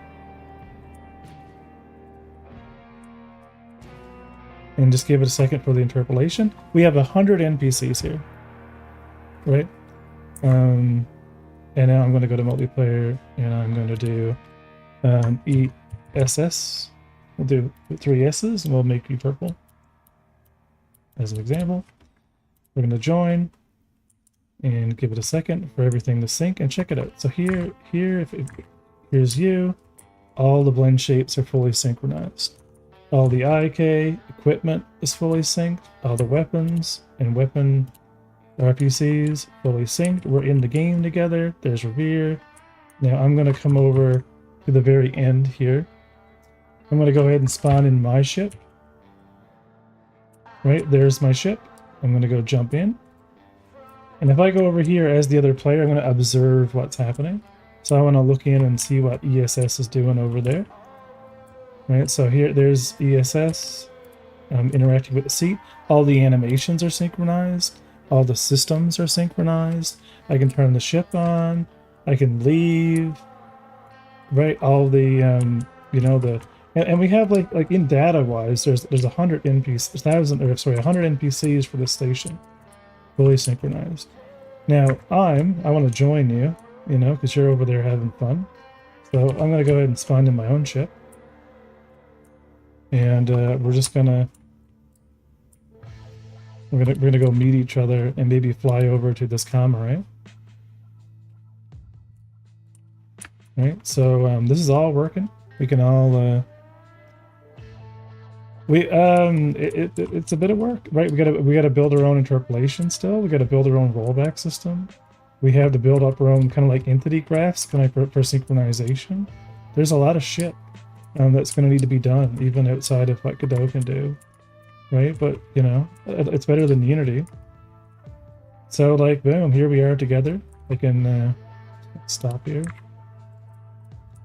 and this is playable. Like, you know, like you can jump into this build, connect to the server, and you know, and experience this. This is running, you know, dedicated, headless, and although, like I said, systems don't have all the graphics or anything.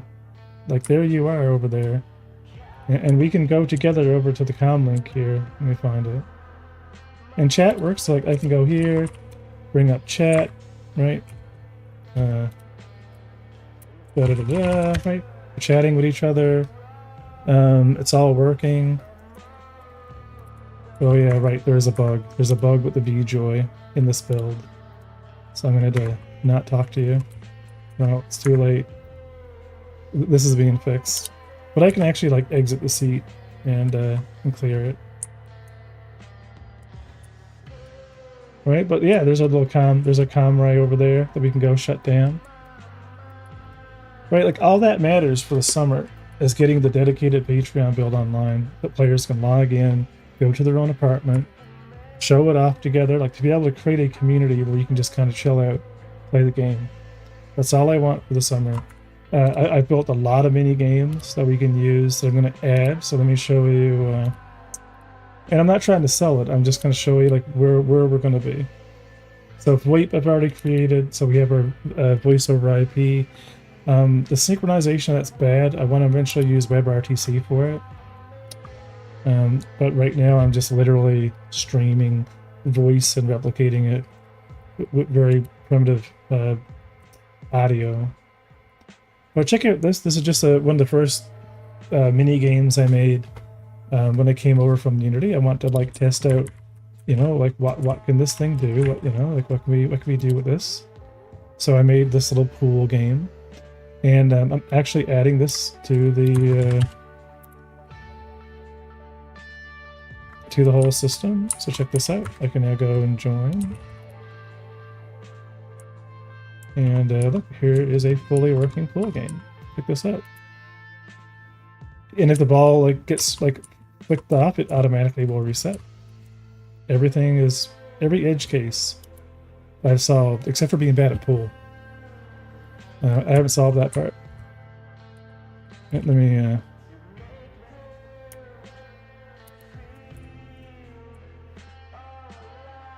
and my mouse is being like super jank and jittery right now, so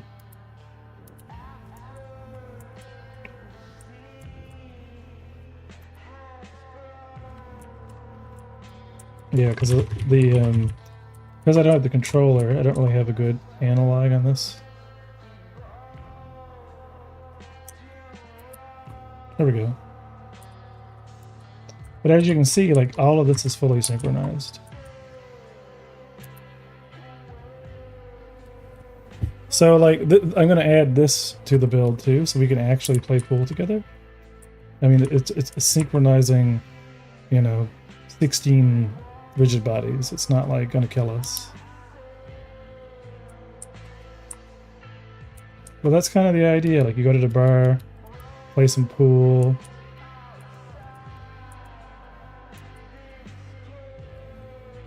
So that's the, you know, the idea. Buy some escorts. Exactly. Buy some escorts. I mean, ship NPCs. Yeah, it's like, why are they topless? I don't know. They're ship NPCs. They're crewmates. Exactly. So yeah, that's the this is what we're creating, okay? No one morally asked for this. This was just born, you know, without marketing research, you know. Adult game, highly offensive, 18 plus, immediate market share, totally destroyed.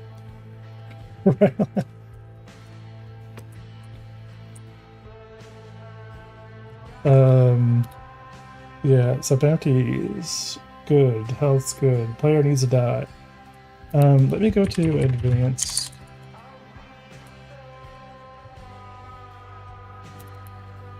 Where's my advanced scene? NPC testing? NPC security testing, this one. Nah, just call it the SC killer and you'll have investors lining up. I'm not going to call it the SC killer, but, you know, when the game's done, I'm not done, like when it's working. Yeah, I'm looking for the security NPC. Because I think the security NPC will kill me. There he is. Oh no. He's not firing, though. Why isn't he firing? You're supposed to shoot me! You're not shooting me. I need to know if my respawn works. Get back up. Come on, shoot me. Oh, he lost my reference. Hello? Number here? Shoot me.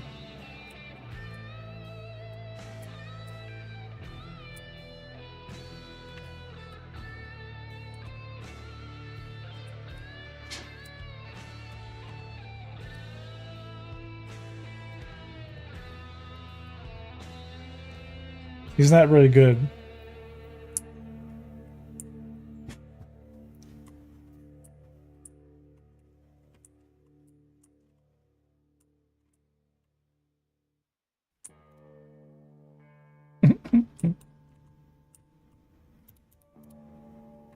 So does he not shoot? Hang on. Have we ever the player's health system that I created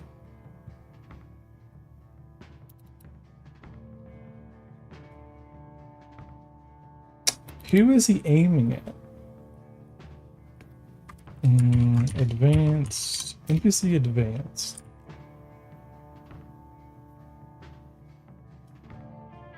Right, has a sensors. Vision.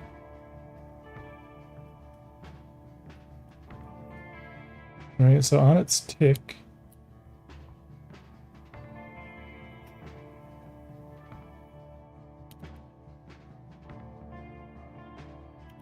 Try to fire.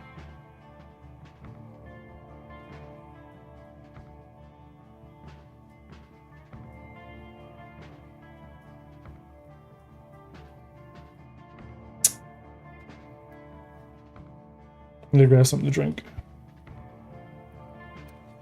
So we are definitely, yeah, so if we have a weapon,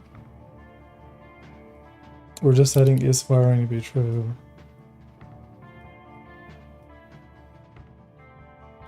Oh yeah, because the weapon system.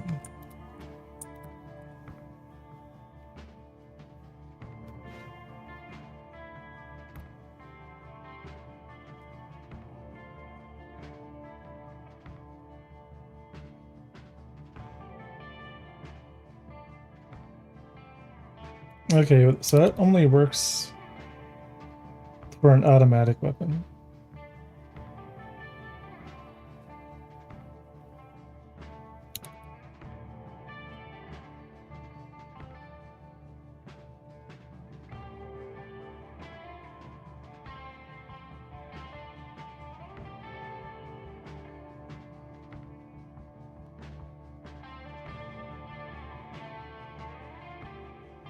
Yeah, so the NPC is aiming at me, but not shooting.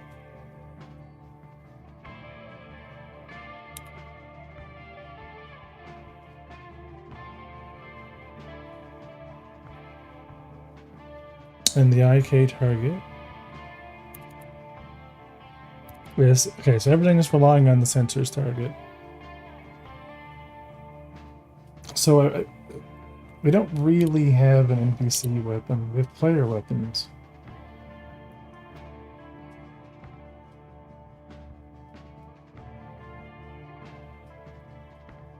And I guess the idea was just to make their own weapon literally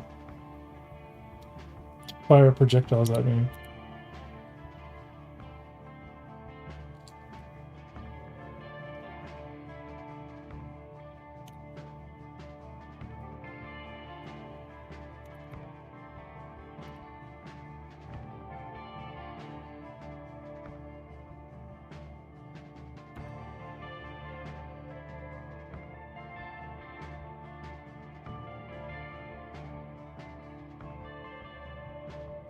Weird, like I don't think I made an automatic weapon.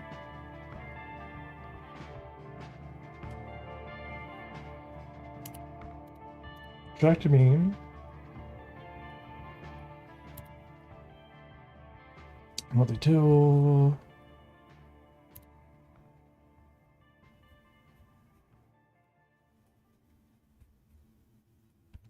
Yeah, so I guess originally at some point I just had a process that was just kind of like I don't know if it's actually doing a weapon tip from the NPC weapon. Because it's a one-shot.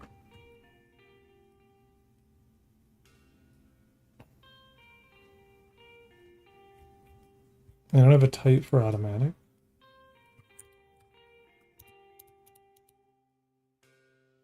Yeah, so that might have to be engineered. Be right back, I'm gonna grab something to drink.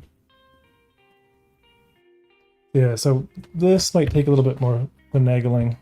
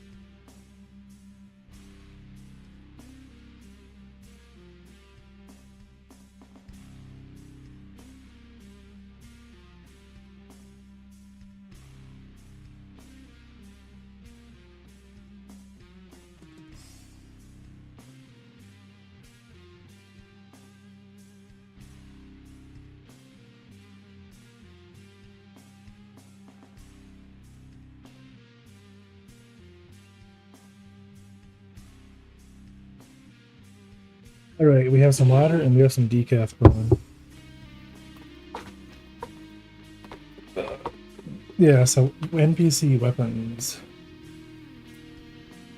I think we'll just cause it to fire, and it'll do its own thing. But it's gonna have to have its own. I'd rather it be manual. Don't automate it for the NPC because they're just using whatever the limitation is of the weapon type that's attached to them, and instead we'll have to have some type of weapon controller that'll kind of like the AI itself will have to fire it. Which is probably part of the agent.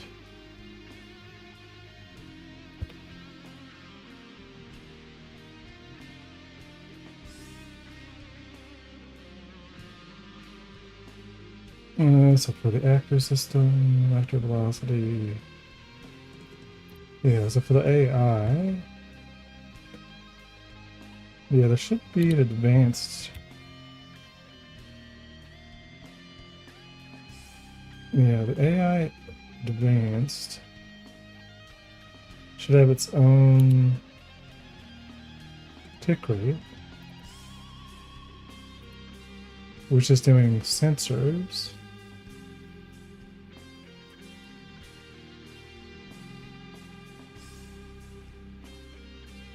Yeah, I'm thinking the advanced AI will probably do it here.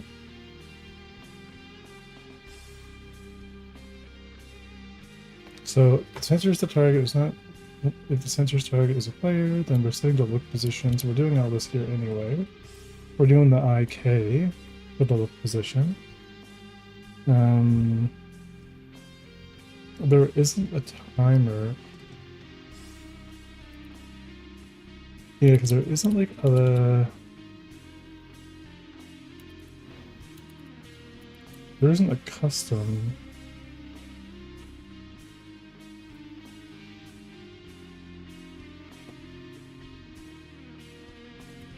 Yeah, I think I will actually just grab a timer. Just in the advanced.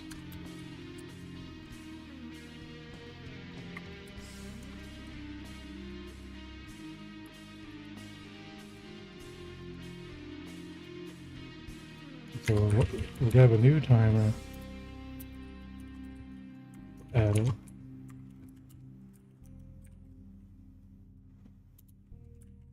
And on this timer,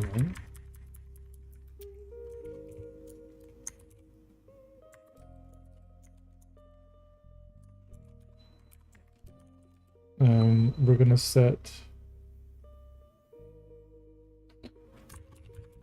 combat tick.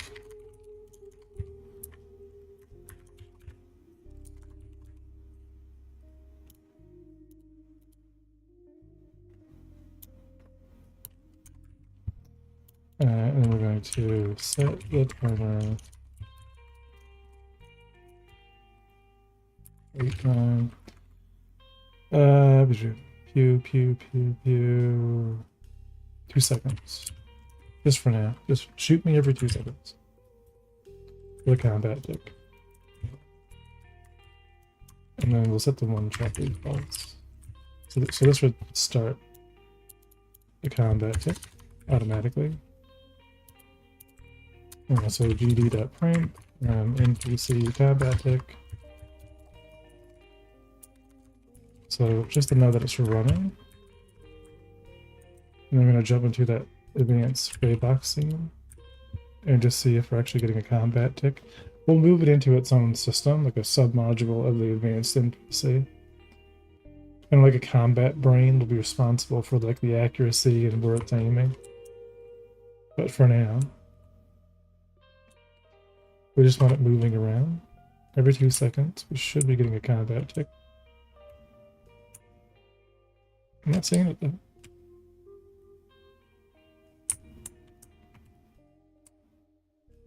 Maybe that was attention.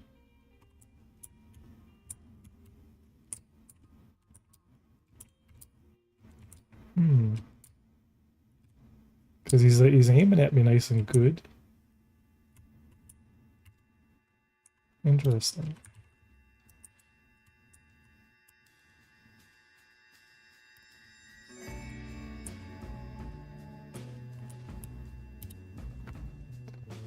And he is an NPC advanced.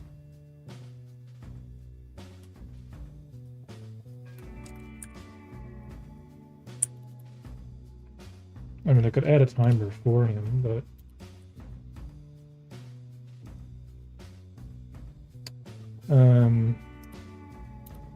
better node.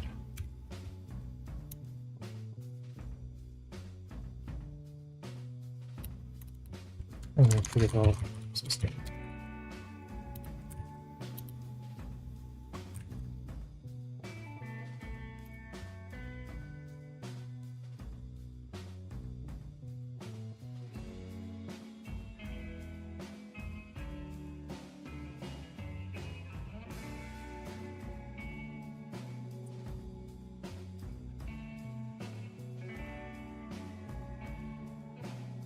Oh yeah, yeah. So there is an NPC health module.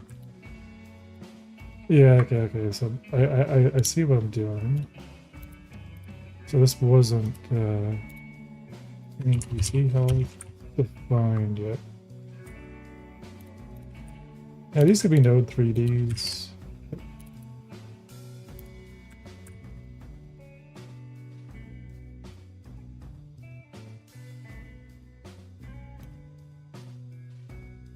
Yeah, because we're running base ready. Our sensors, our collider, a trigger for body enter.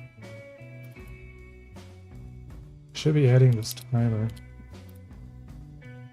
that I've created by default.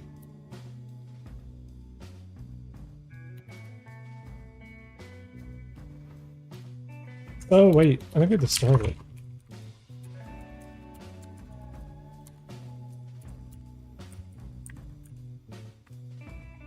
Yeah, if we're creating it manually, we must start it.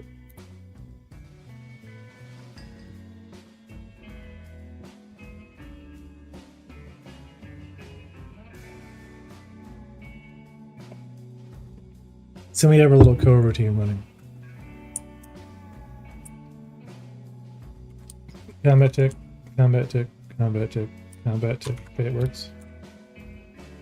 And I don't like this in the root class, but this is fine for prototyping. Yep. So what we're gonna do, we're gonna check if our equipment system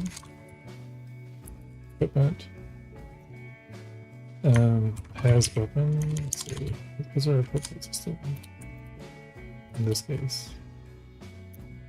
So we have our inventory. Because where were we in our NPC AI? Find room, find bar, find arcade. There's our state machine. The equipment itself should almost be doing the work on the. So we're equipping a weapon. We're setting the IK. But so it's already equipped. I don't have a method to pull back the. Yeah, let's slot our parent.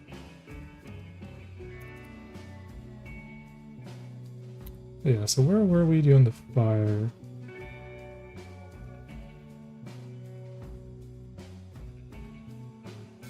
As a part of the sensors.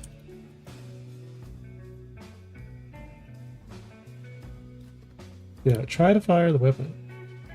See, how often are we running detect? Maybe we literally just had to fire. Maybe I already have a delay on this.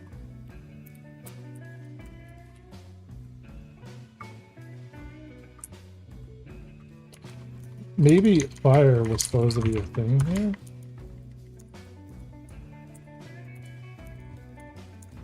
But doesn't contain one because it's an RPC for networking.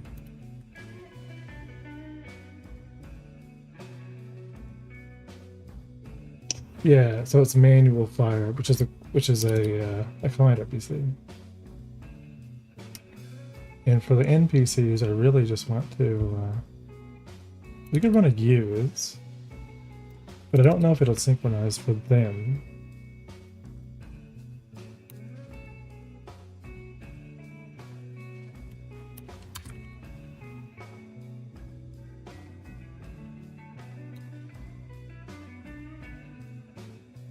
So let's just see how often it fires. Because I think I have the tick rate already defined, or how often it senses something. But it might be too quick. I don't know. Let's find out. Let's get some aggro and see if we get shot.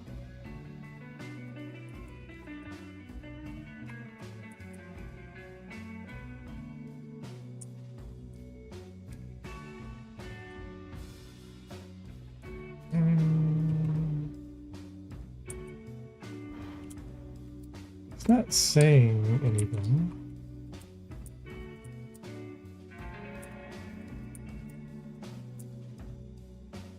Yeah, I don't think it's working.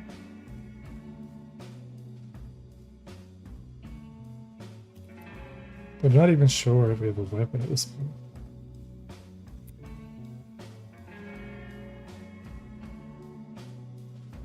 Yeah, because like we're trying to find a weapon.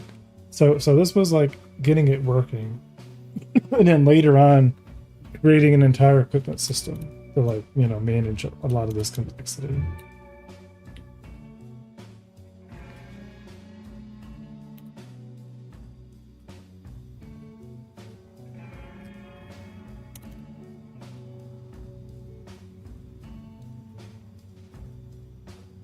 Right, because we're not really like when we're doing equip weapon, we're just iterating for the inventory, and assuming that one of them is equipped, which is terrible. And let's do a public weapon.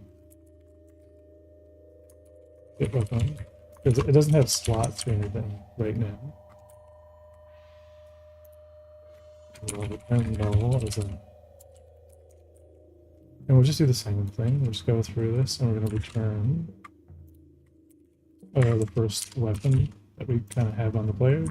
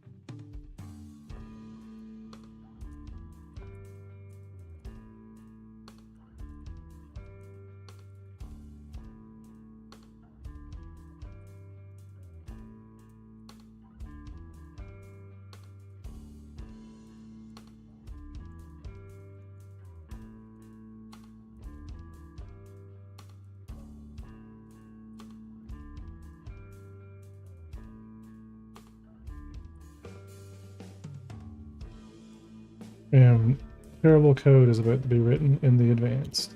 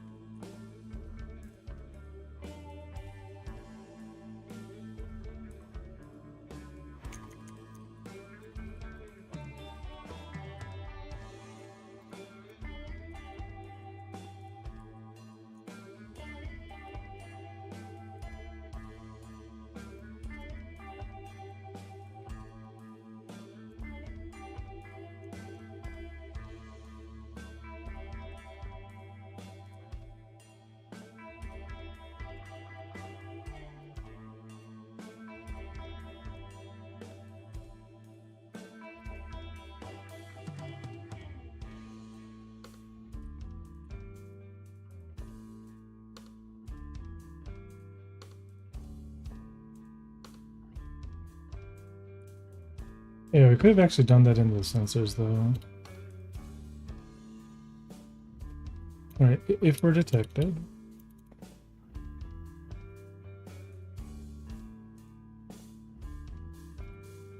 Yeah. We've seen the reps. Let me just do this.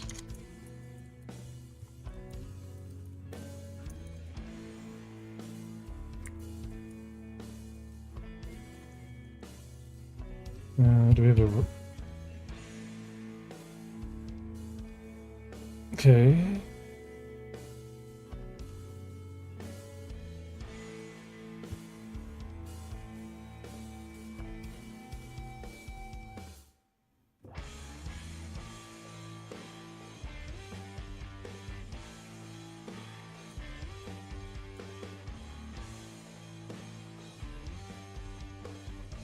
Okay, so basic NPCs don't have an equipment. Advanced ones do.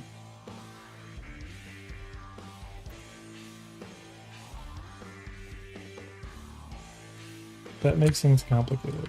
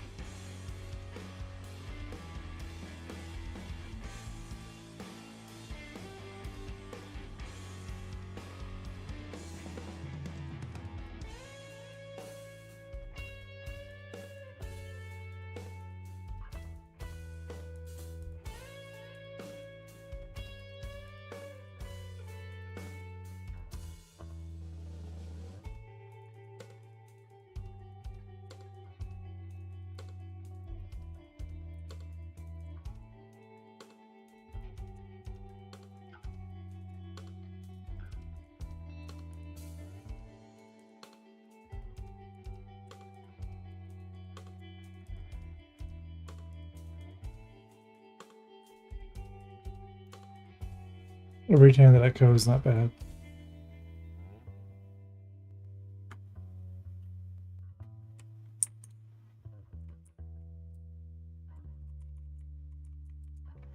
I need it to shoot at me.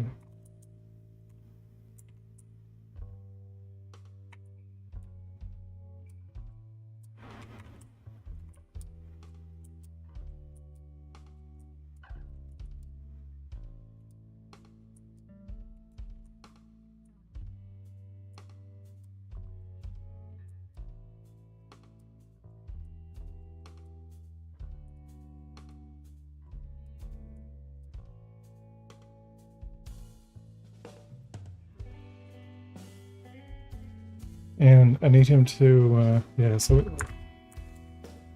yeah, like this composition is interesting, right? Because NPC sensors is a module of a child of an NPC. All NPCs have sensors, but only advanced NPCs have equipment.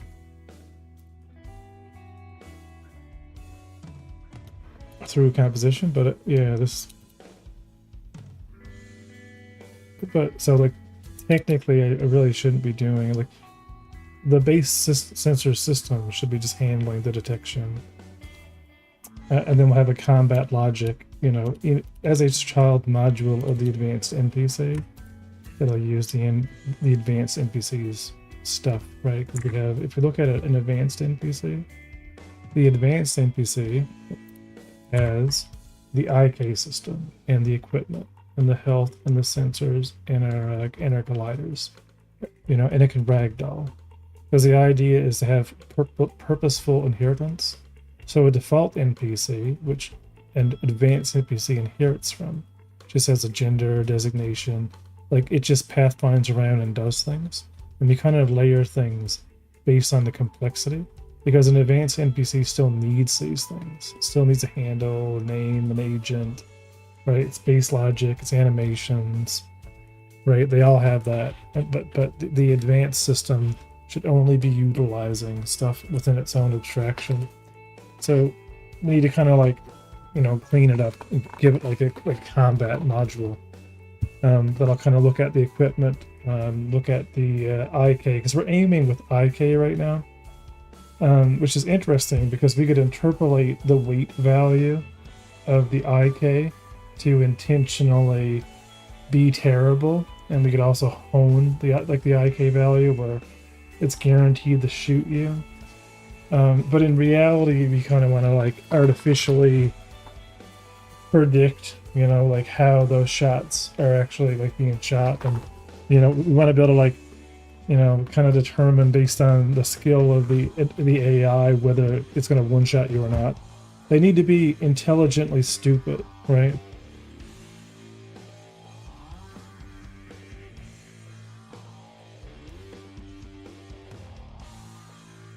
Uh, so at least we have a projectile firing at us, but I don't think we have our own health system that's going to take in that collider.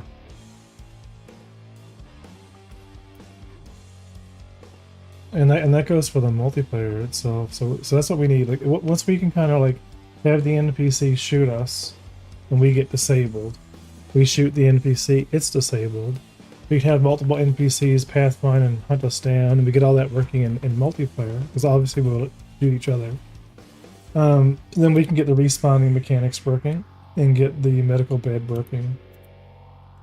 So that's going to be the goal for, you know, like I want to do a build. I want to get this build live, like the current build right now. If I can figure out the VJoy thing, either way I'll push it anyway. I want people to play with the missiles, as bad as they are. Just be like, hey, like that's the whole highlight of this week. Missile system is in. We modeled the missile. You know, we added the new, you know, like the new truck stop area into the main build. But I think I want to do a build just for missile testing. If I don't finish it today, it'll be tomorrow. So tomorrow I'll probably do the build. And I actually need to start doing my patch notes, because I haven't done patch notes on the page in forever, even though there's been you know, 3 builds since this one that I've personally kind of on the Discord have said, hey, give this a try. Here under the Patreon chat. It's yeah. And then later on we can get back into doing some more ship design. That'll be cool. But I think with that, it's 12. I'm gonna get ready. We're gonna go raid someone. I'm gonna stay up a little bit and get the new VJoy system working. Because right now the whole game works with keyboard, because we have the new interaction system, and the new interaction system is great. So I want to now that all the UI work with the keyboard and mouse. Stop shooting me! Oh, he's shooting me while he's down. Go. That's cheating.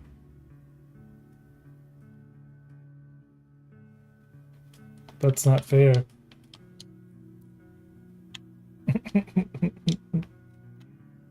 But anyway, yeah, I want to get the VJoy working with the controller.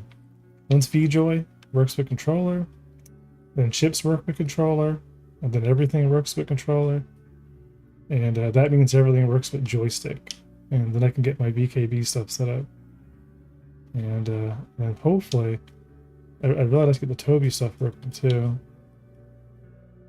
See, because I can't really do anything, right? I can fly around, you know, with the controller, but I can't aim because we don't have a VJoy. So I can do, you know, I can manually go up, you know, I can hold this, but all we want to do is kind of, whenever we sense, because I think this is how I'm going to do it. I'm going to do it based on sense input.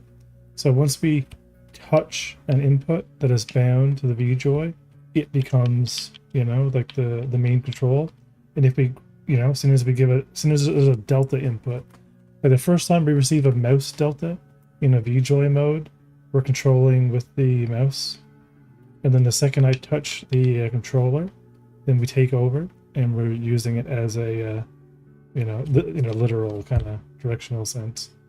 And I think that'll be nice, right? Because then you can kind of freely go between like what control scheme you want, and be able to kind of toggle between them. But yeah, that's it. That's the progress for today. Let's go find someone to raid. Hopefully you guys enjoy it. And like I said, jump on the Discord if you guys are interested. Consider supporting the project on Patreon. And for anyone new, I'm trying to get the Facebook up to 100 followers so we can multi-stream to it. more exposure means more potential patrons, more support, and you know, further development. So I'm going to end it here on the. Let me pop in the streaming PC. End it here on the YouTube. Goodbye, YouTube.